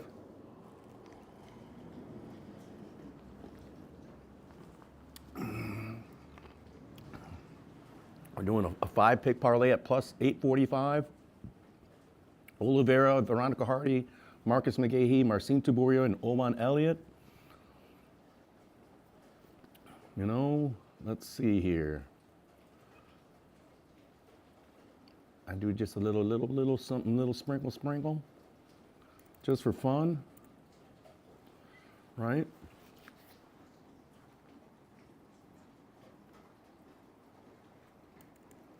A little sprinkle here, just for fun, guys, just to make it interesting.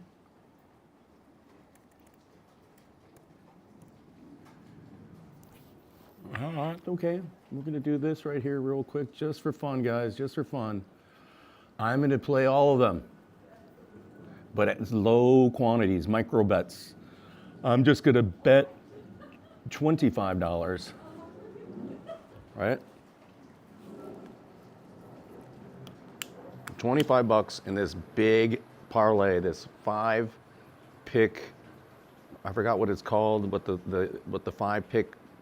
Ooh, don't charge so much.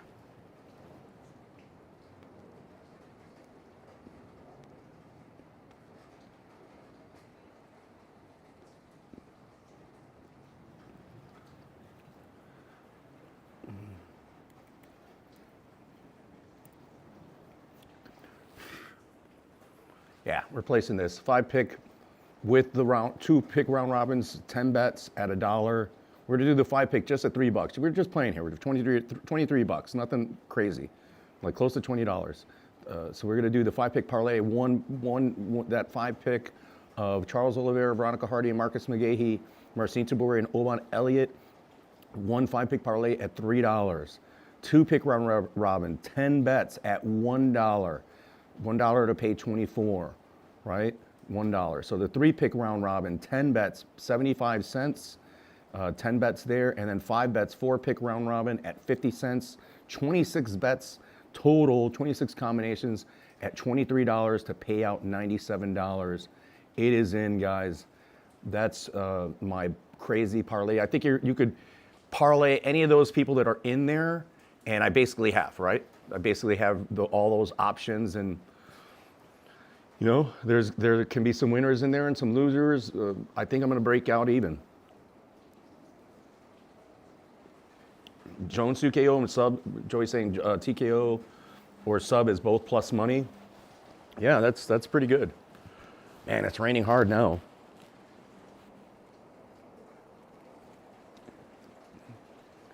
But yeah, so I'm going to put just that $23 in those parlays, and then I'm going to put a straight $30 bet. I have that straight $30 bet on Jim Miller, so that's 53 bucks.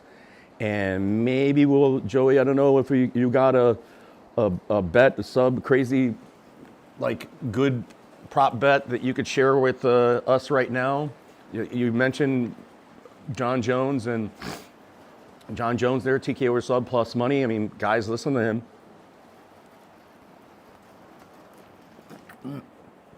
Fuck, no. Gotta watch.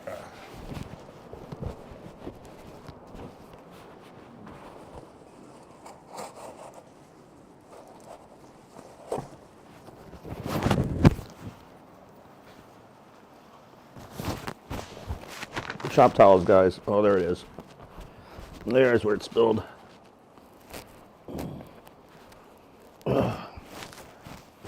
Shit. I don't want this shit.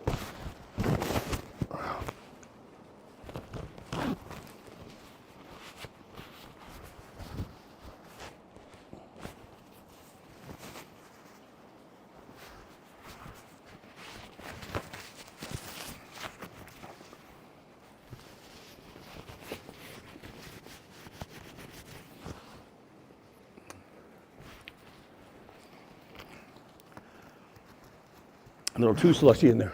Get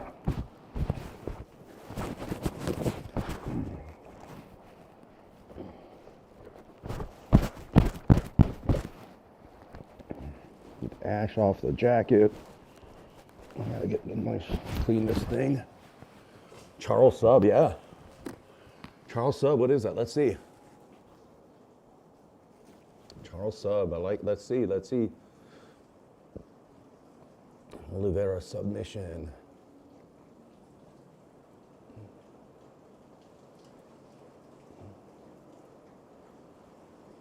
Plus 130.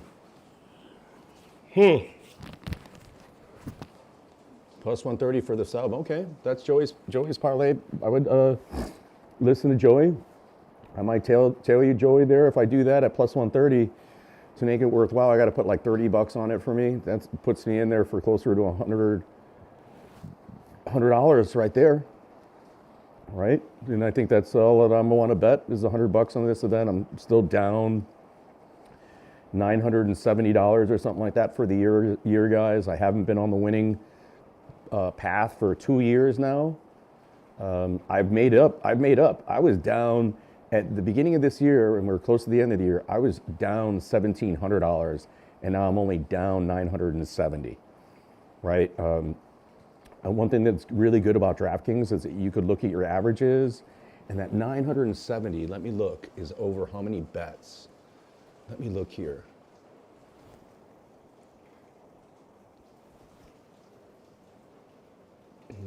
Let's see here. Where is that guide? I know you're here someplace.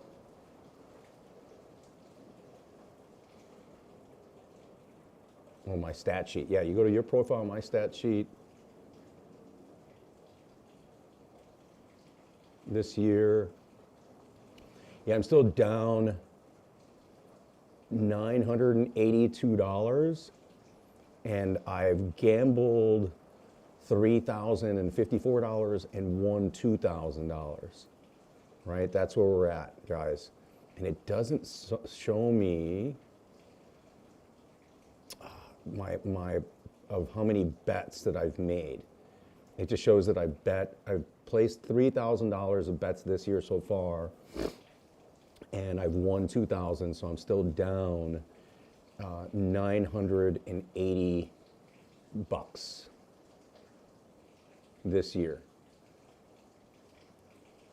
Last year I bet $6,000, won $4,500 for losing 1,200 bucks, and my history still has been bad. I've wagered over $13,000 and have won $11,000 for a loss of $2,000.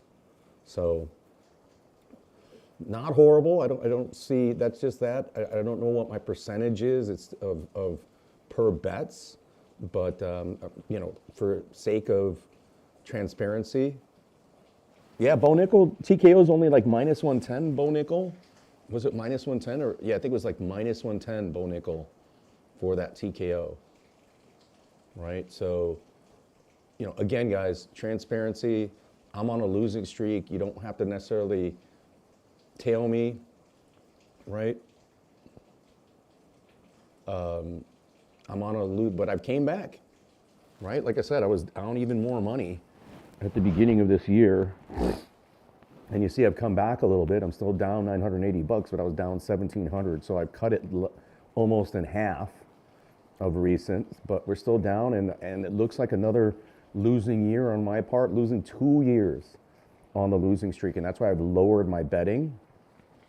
You see this year I've only bet like $3,000 compared to the $6,000 last year.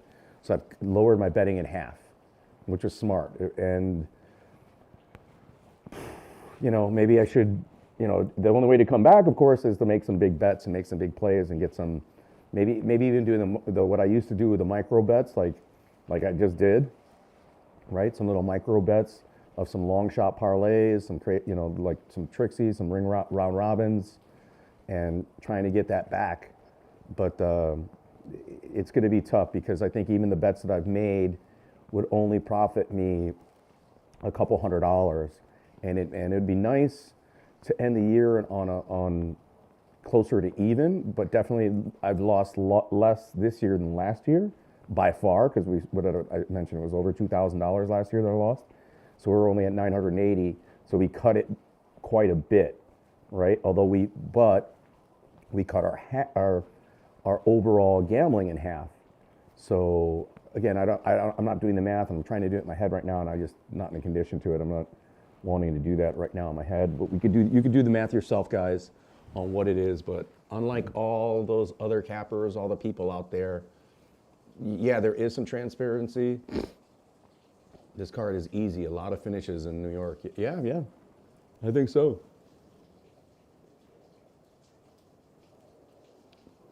And they pay more money in New York too. They have to pay more taxes. Where is it? Is that? Oh, that was from the rain.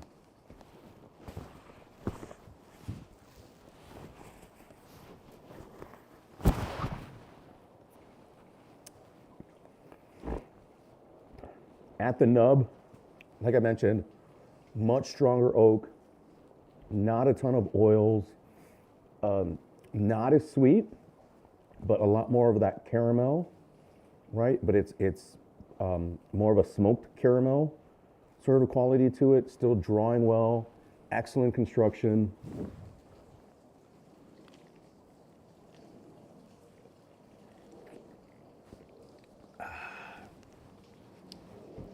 Judges suck there, yeah. Never leave it in the hand of the judges. You know, I think that's gonna fair, like they're, you know, but I didn't really look at all the props, and I could look at some of those, Joey, to see. You guys can still hear me. Yeah, you guys should still be able to hear me.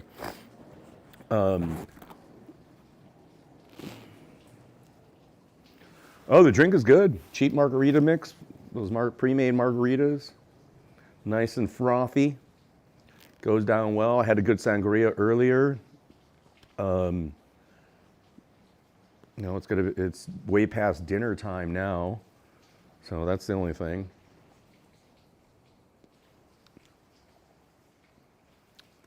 I'm in the garage, Joey. This is going to be my winter thing, probably too, is come out here, do the show out here, or just do sip, and not sip and smoke, but just sip indoors, like stay indoors, not able to smoke a cigar, but I wanted to smoke a cigar. But I anticipate it's going to be a cold year here in Chicago, people. The jacket is awesome. Yeah, it's an awesome jacket. Awesome jacket. You should see the other jacket. I have another jacket I wore earlier today. I got to put some leather treatment on it. I got to get it like cured a little bit better, cleaned. But this jacket's old, man. This jacket's like 30 years old. It's older than you, Joey. It's an old ass jacket.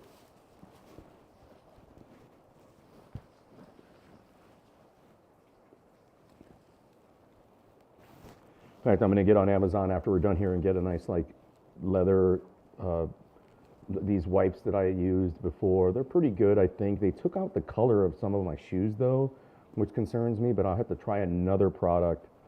I'll look and do some research out there to I could like wipe it down and, you know, make sure that, you know, I'm treating it properly and it's going to bring its character back. But this thing's old. That's why it has like a lot of wear to it. I mean, but it's nice and warm. It's raining outdoors. You don't want to use this thing in the rain. Just like a suede, it's not really meant for that, right? But as long as you treat it well, you put like a little, not a Scotch guard, but a certain leather guard on it. There are certain leathers that you could spray, or certain products you could spray or wipe on it that would help with the water as well. But I'm not intending to wear this when it's raining out there like this. Shit, I'd rather just put on one of our work jackets, even if I'm wearing nice clothes, put on the nice, like the work jacket, and then put on the nice jacket when you get it to where you're going. You know what I mean? Bring both. Bring the shitty fucking ugly jacket when you walk into your car. Bring your nice jacket, take your nice jacket off, put it, you know, like walk it in to wherever you're at, put the nice jacket on, put the fucking raincoat in the corner someplace. Well, you know, like just take care of it, you know, that's the main thing.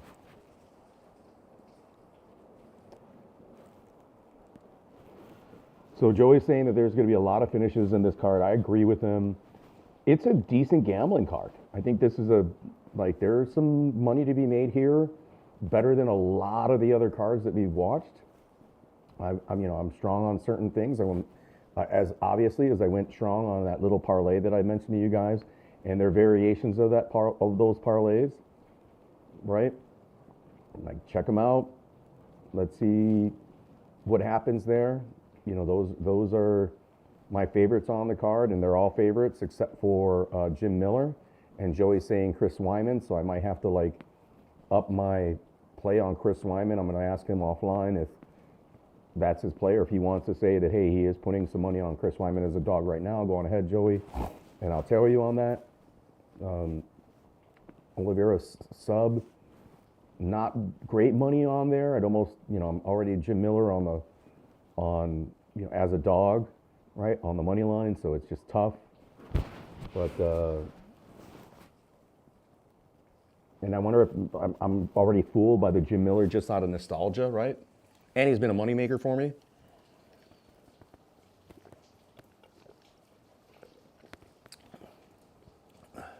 He's putting 250 on Wyman. Wow, that's his dog. Wyman at that dog money. All right. I'm telling you, that's what we're doing, guys. Joey's pick is in. Chris Wyman on the money line at, here we go. Where is he at? And so I'm going to throw a little money on Wyman right now, too. I'm going to throw some money on Wyman right now as well. Chris Wyman, where are you at, Chris? He's at plus 102. Dude, his line already dropped. He was at plus 110, plus 120 when we started this stream, and now he's at plus 102. Guys, Joey's on to something. Money's coming in on Wyman. Money's coming in on Wyman. Get him right now, guys. Joey, if you're serious about that bet, I recommend putting the 250 right now, because he might end up being the favorite by Saturday night. Right? You never know. He's in a tough bout. He got it at plus 130. It was like plus 120, like earlier today. Earlier today, he was at plus 120. So he says, like, fuck. And now he's literally, in fact, before I started the stream, I mentioned it. You could look at it. You could roll back the stream. He was at plus, I didn't like Wyman because he was only at like plus 120, 130. Yeah, Chris Wyman was like, and now he's at plus 102. Plus 102. Yeah, oh, that's crazy, dude. He's fucking dropping as we're speaking. He's at plus 102. He was at plus like 120 earlier. Literally when I started my stream, like less than 2 hours ago. Like about 2 hours ago. Yeah, Joey says he could already cash out and make 20 bucks. Yeah, I agree with you, brother. Like, that's crazy. Already. Money's coming in on Wyman because it's in New York. If Wyman wins, he should just retire, man. He's got a beautiful wife, beautiful family. He's got the coaching thing. He's another guy that should be doing the, going to acting school and getting in front of the camera and get in front of the camera. He's a good-looking guy. He's got the look. He could do the commentating somewhere. If not in the UFC, he could do it somewhere else. Right, there are all these other organizations where he could do commentating. He's got a good voice. So that's funny. You could cash out and make 20. No, hold it. Let's hold it. You got a good price on him. The payout's probably pretty good at plus 135, right? So just do that.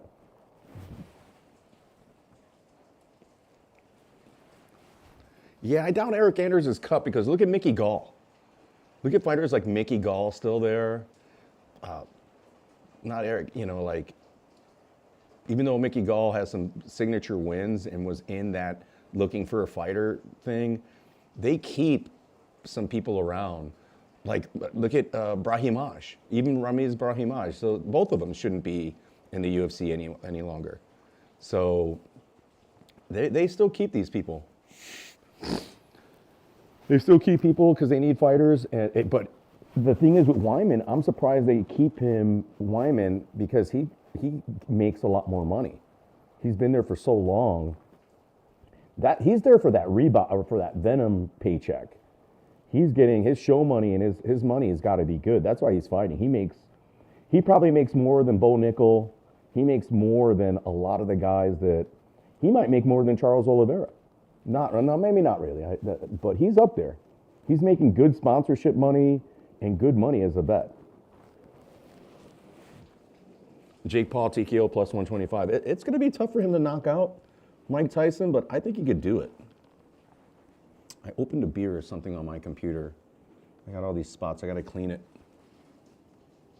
He says, yeah, Paul, 150 TKO. Man, I don't know, man. Who knows what's up with that?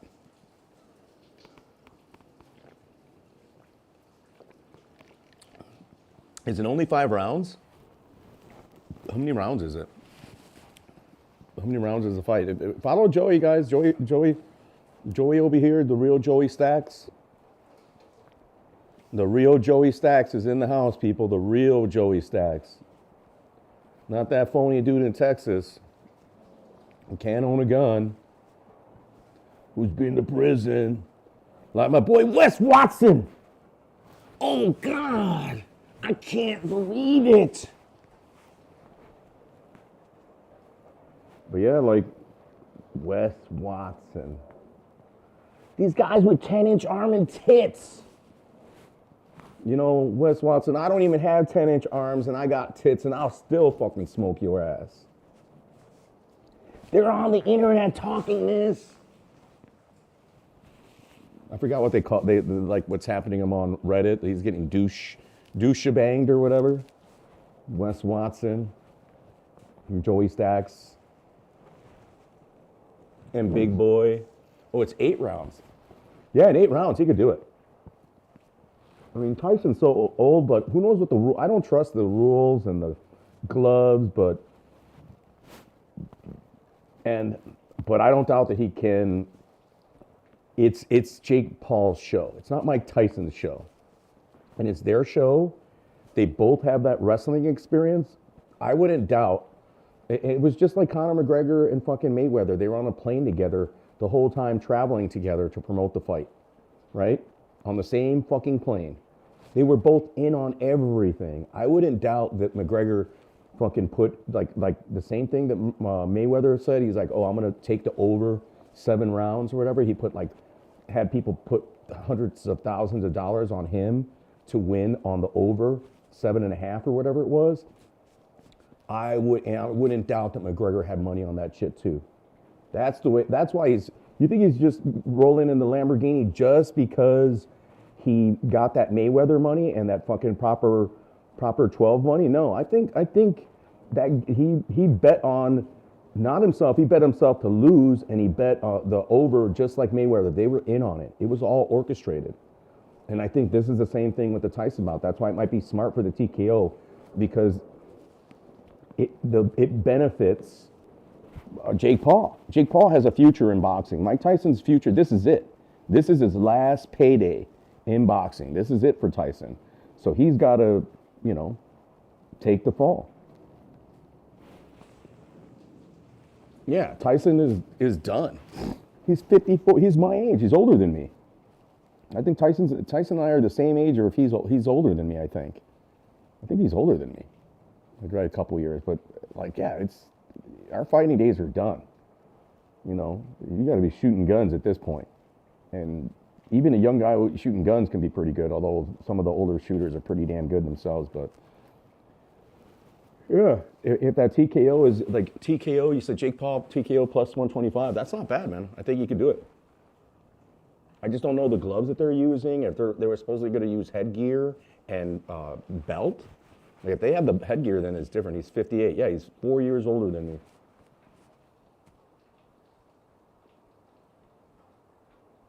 How old is Wes Watson? I hate these guys. These guys have tits. They can't deal with a stud like me.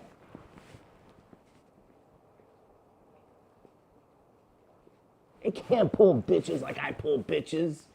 Make that bread like I make that bread.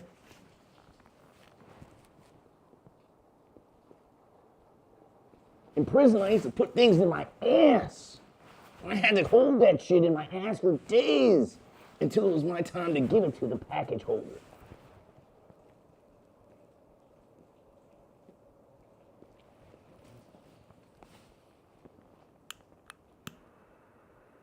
Got 10-inch arms and tits. Can't compare to a stud like me. They look at me, that tattooed stud that I am.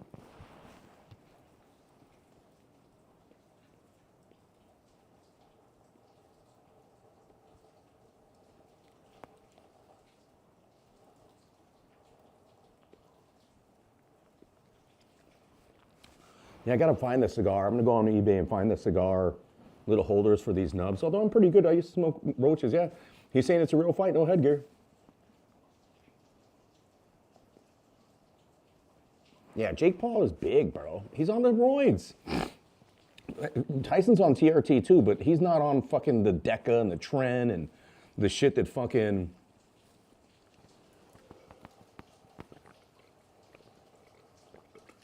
Yeah, I do. You do. Joey's picks, 2 picks. Jake Paul, TKO, and Chris Wyman. And looking at that Charles Oliveira by sub. But yeah, thank you, Joey. Thank you. Hopefully that works out for everybody. Joey finally like laying down. We finally have some Joey's picks again, which is good. I'll post some of the bets online here in a piece tomorrow, and I'll remind people what Joey's picks were. Maybe I'll make a little like 1 minute short on Joey's picks is what I'm probably gonna do. So those are your 2 picks, right, Joey? Chris Wyman on the money line, and then Jake Paul TKO is there too. But dude, I cannot believe that is so fucked up. This happens a lot when I'm doing these lives. Like Chris Wyman's line, it started, I believe it's now down to plus 102. It's going, it's just, you know, it was like plus 120 earlier. And then it dropped to plus 102 literally in 2 hours. When I started the stream, it was like plus 120.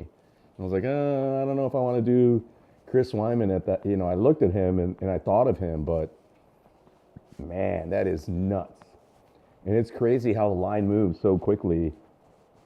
Literally, we've seen it move in that fight like in the past 2 hours.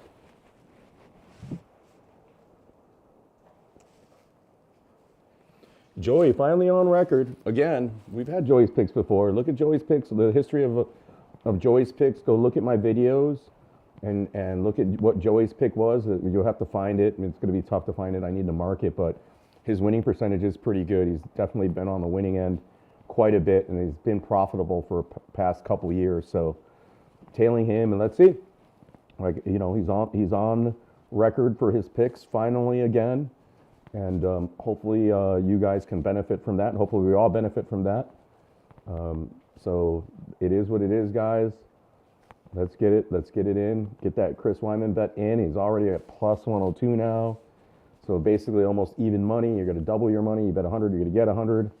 But that Jake Paul TKO plus 125, you can still a little bit more than even money, and you're good.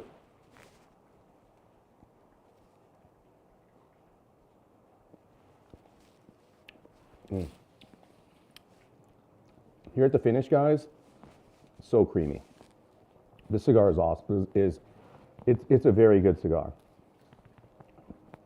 If you love Connecticut, you have to try this cigar. You have to try it. It still burns so smooth. I thought that the oak or the cedar would be so more predominant at this point. That would be a little bit stronger, more pungent. Nope. Still soft like a marshmallow. The sweetness isn't as much there. Now it has more of that veggie, pastoral character to it, but that's okay. That's really nice. That's still smooth. It's still on a... Jim Miller with Jones finish. Let's see what that would pay out. Let's see. I just have Jim Miller on the money line. I just put 30 on it earlier. You know, he's already dog money. As you know, Joe, you don't parlay dog money.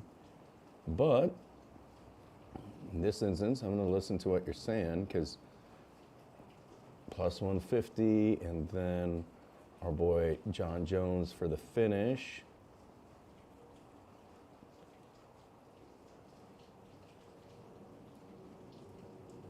Ooh, minus 250? No way. No, and you get it to a plus 250. If a 2 pick, that's not horrible. But plus 250, no, I'm just going to let it be. Jim Miller and John Jones to finish. John Jones to finish minus 250, dude. Oh my God.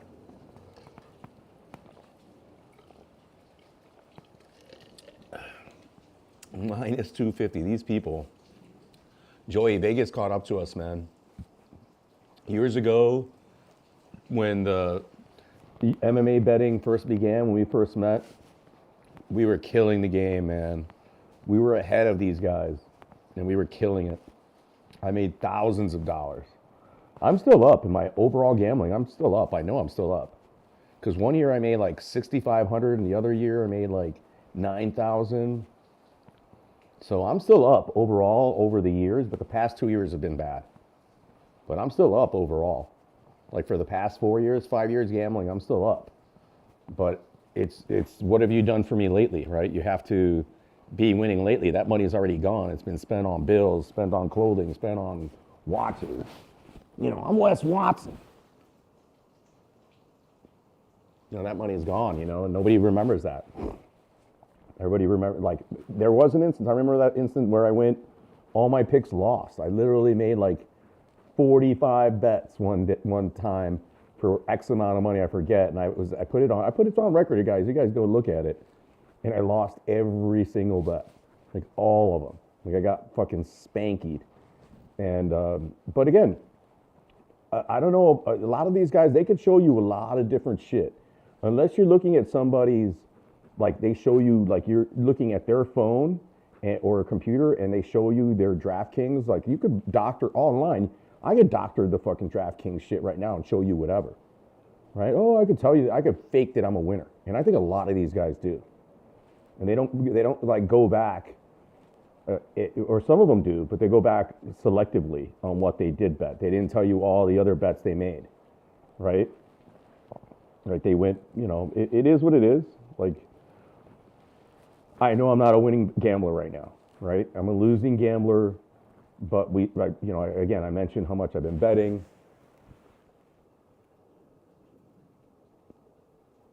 $17, he just got a sub plus 300 before it was plus 1,800. Yeah, man. I mean, that day, man, I had 100. If he had just gotten that sub, that would have been one of the biggest paydays of my career, right? That day, I had like $200 or $300 on him by sub, and he was, and they said he only submitted for the sub like 2 times, like statistically, but he had his back and was trying to sub him like for fucking a whole round. He had like fucking 8 minutes control time. You know, it was, oh man, it doesn't matter because he didn't get the sub. Oh man, that was to this day, that is my most disappointing loss in all betting history, because to have that kind of control time and back time and not get the sub was just, God, I just can't believe he didn't do it. You know, like, in fact, it might have been over 8 minutes, Pat Sabatini. I don't want to look right now. I don't even want to look at what happened there, but like I convinced even Michelle to like put $100 on Pat Sabatini by sub, right? Like even Michelle got in on the action. Yes, we did also hit the biggest dog in UFC history. We did.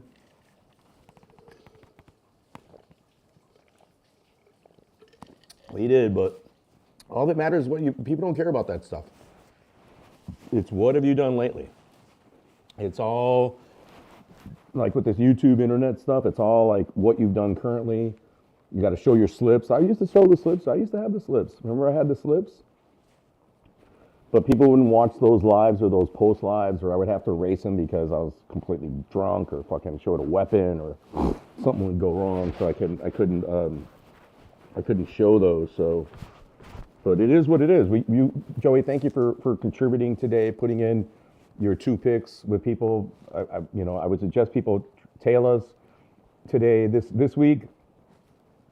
I'm confident in the things that Joey's saying, and I'm confident in some of the plays that I've already made, right? And yes, Jim Miller is a dog. He's my dog of the week, but I always got to give you a dog. I always got to grab a dog, right? And then we did the favorite parlays, which there's a guy at work, Jesus, that always does the favorite, and he bets like tons of chalk, right? So I used to do that too. Actually, I didn't do it a lot, but I'm going to take his betting method today, and I'm going to contribute. I'm going to say, what's up, Jesus? I fucking followed your methodology, and we're going to see what happens there.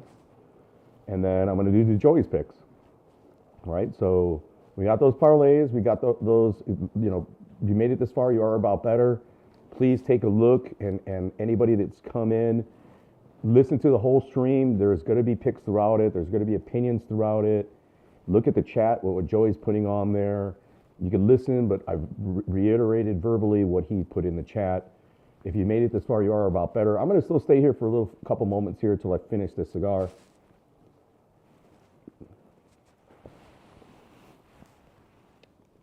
It went out. That's okay.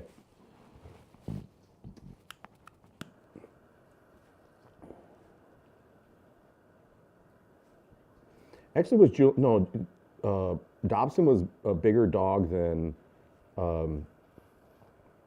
Juliana Pena. They were about equal.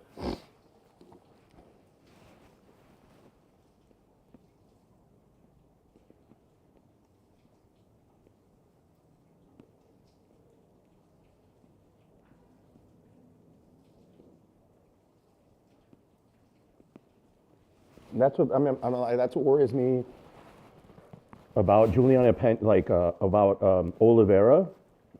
Is Oliveira in Brazil has been. I'm not on Instagram and everything, but I already know he's been at like so many events. He's a star out there. Just like, but we saw Brandon Moreno came back. He's a star too, right? He's been like, part of the thing that hurt Moreno was that once he won that championship, he was in Mexico probably every week making special appearances, like having to get paid in the media. And Oliveira is the same way. Like in Brazil, Charles Oliveira shows up, he's like a star. You know, he's like a Ronaldo.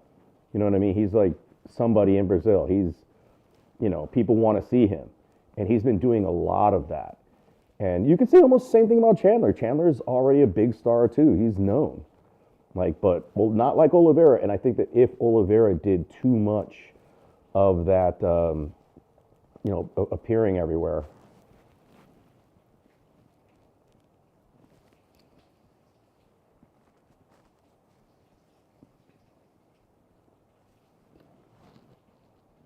yeah.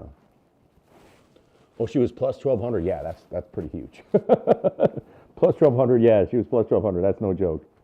That's no joke. Plus 1,200 dog. Jesus, what was I thinking? What the fuck was I thinking? Oh my God. I wish I could pick another 1,200 plus 1,200 dog. And both those ladies are out of the UFC. Probably not fighting anymore. But sometimes in the card, there was a dog on a woman dog on Contender Series, that Venezuelan girl, or was she from Colombia, the Latina girl? Like she was like a plus 1,100, plus 12. I think she was like a plus 1,200 dog too, and she ended up winning on Dana White Contender Series. She was the biggest dog on Contender Series history. Came in on short notice and won. Right, like a week's notice, and she won. So they're still out there. If you have some like background or some information, you know, it helps. I just haven't been, especially right now, man. I ain't got no time to look on social media. I have no time to do the research. I do. I spend time just drinking, watching karate movies and action movies lately, and doing other things. So, you know, but this week, again, we don't have to do the research as much as the same anymore. We know all these fighters. On this card, we know all these fighters.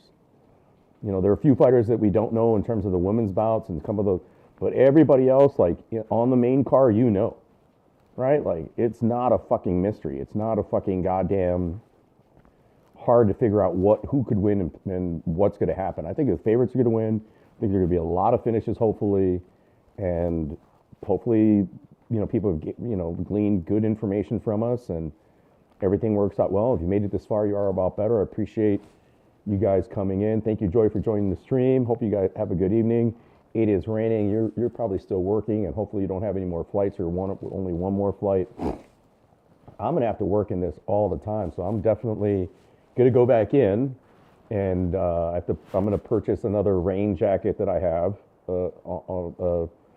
in mind, and hopefully I can get it before Friday, because I have a rain jacket, but I don't have like a rain hat. So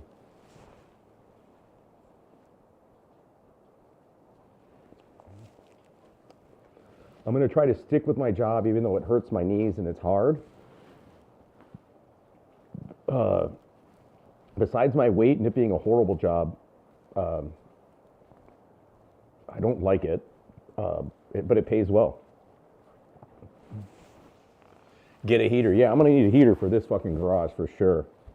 I'm going to get one of those heaters, like a blower, you know, electric heater to heat up this area for sure. It's cold in here, and we're not even at winter yet. But it's nice that I can get the internet box out here. I move the internet box out here, and it works. Like, it's super strong. Ooh, my computer is about to die, which is okay. But yeah, I'm going to have to get a heater out here in here too. And I could smoke in here, unless my brother says, oh my God, it's horrible. Hopefully it doesn't fuck up his car, but he's going to have his car closed. He's going to smell the cigars in here, but yeah, this is a good, when it's cold and or rainy, this is the way to go in here, but it's still going to be cold in here.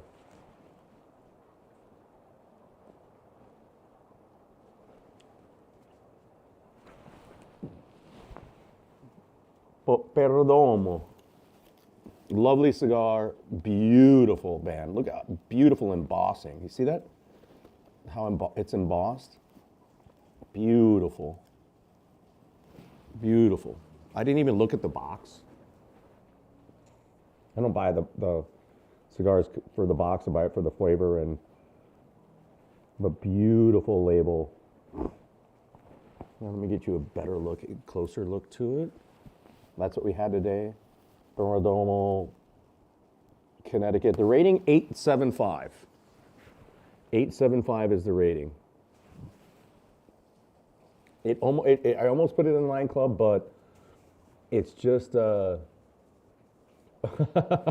yeah, yeah. Hey, please, yeah, I agree. I don't know, please send me cigars and drinks to review. I'm going to figure out something. I might get a PO box, and you guys could send little packages to me if you want to hear a cigar review, or just mention a cigar in the comment section. But yeah, that's why I do this as well. My dream would be positive. Best outcome is for you guys to all make money, spend some money on some cigars, and send me some cigars for me to review and smoke with you.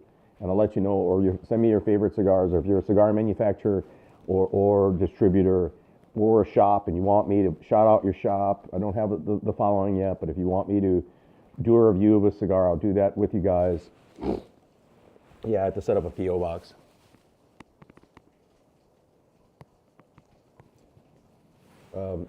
Send me your cigars. Be happy to review your cigars. Any of your manufacturers, Nomad, Perdomo, Drew Estates, anybody.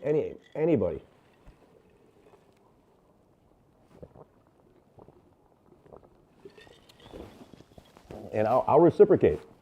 You send me, here's the deal. Here's what I'm going to say. For all you cigar smokers, all the cigar smokers out there, if you send me a group of premium cigars, I will send you an equal amount of premium cigars, same value, of my choice for you to try. You send me something, I'm going to send something to you. How about that? That's our deal. That's the about better word. If you're just a person and one of my fans out there, you want me to try a cigar, you send me a cigar, I'll send something to you out of my humidor. Or something that is new or newish that I'm good to sample, or I'm going to do a review on, or that I've reviewed before. How about that? So it's equal sharing, right? Like, send me something, guys. I'll review it. Excited to do something like that. The same if any of your beer companies, anybody in the beer area, in the Chicagoland area, you want me to get a filmer and we'll sit together and have a discussion of your product, I'll set it up. I'll set it up for free. You just supply the beer, and I'll even pay the cameraman. I'll pay somebody to do it. I'll probably edit it myself, but if I have to pay a cameraman or whatever, we'll hook them up. We'll do something with it. But we'll do that. Joey says he'll send me drinks to try. Yeah. What drinks do you think you want? Let's do it. But hey guys, if you've made it this far, you are about better. I really appreciate anybody that comes in here. be responsible with your gambling. Be responsible with your drinking. Please don't drink and drive. Don't go crazy on the bets that we've made today. Even Joey's picks, even though he's a lot more solid than I am. Bet within your limits. Understand that it is gambling still, guys, and don't be gaslit and fucking fooled by all these fucking fakers and grifters out there. But if you made it this far, you are a lot better. I really appreciate everybody coming into the stream. I've already mentioned our picks. Please review what we have talked about a little bit today when you make your bets. And that's it, guys. Thank you.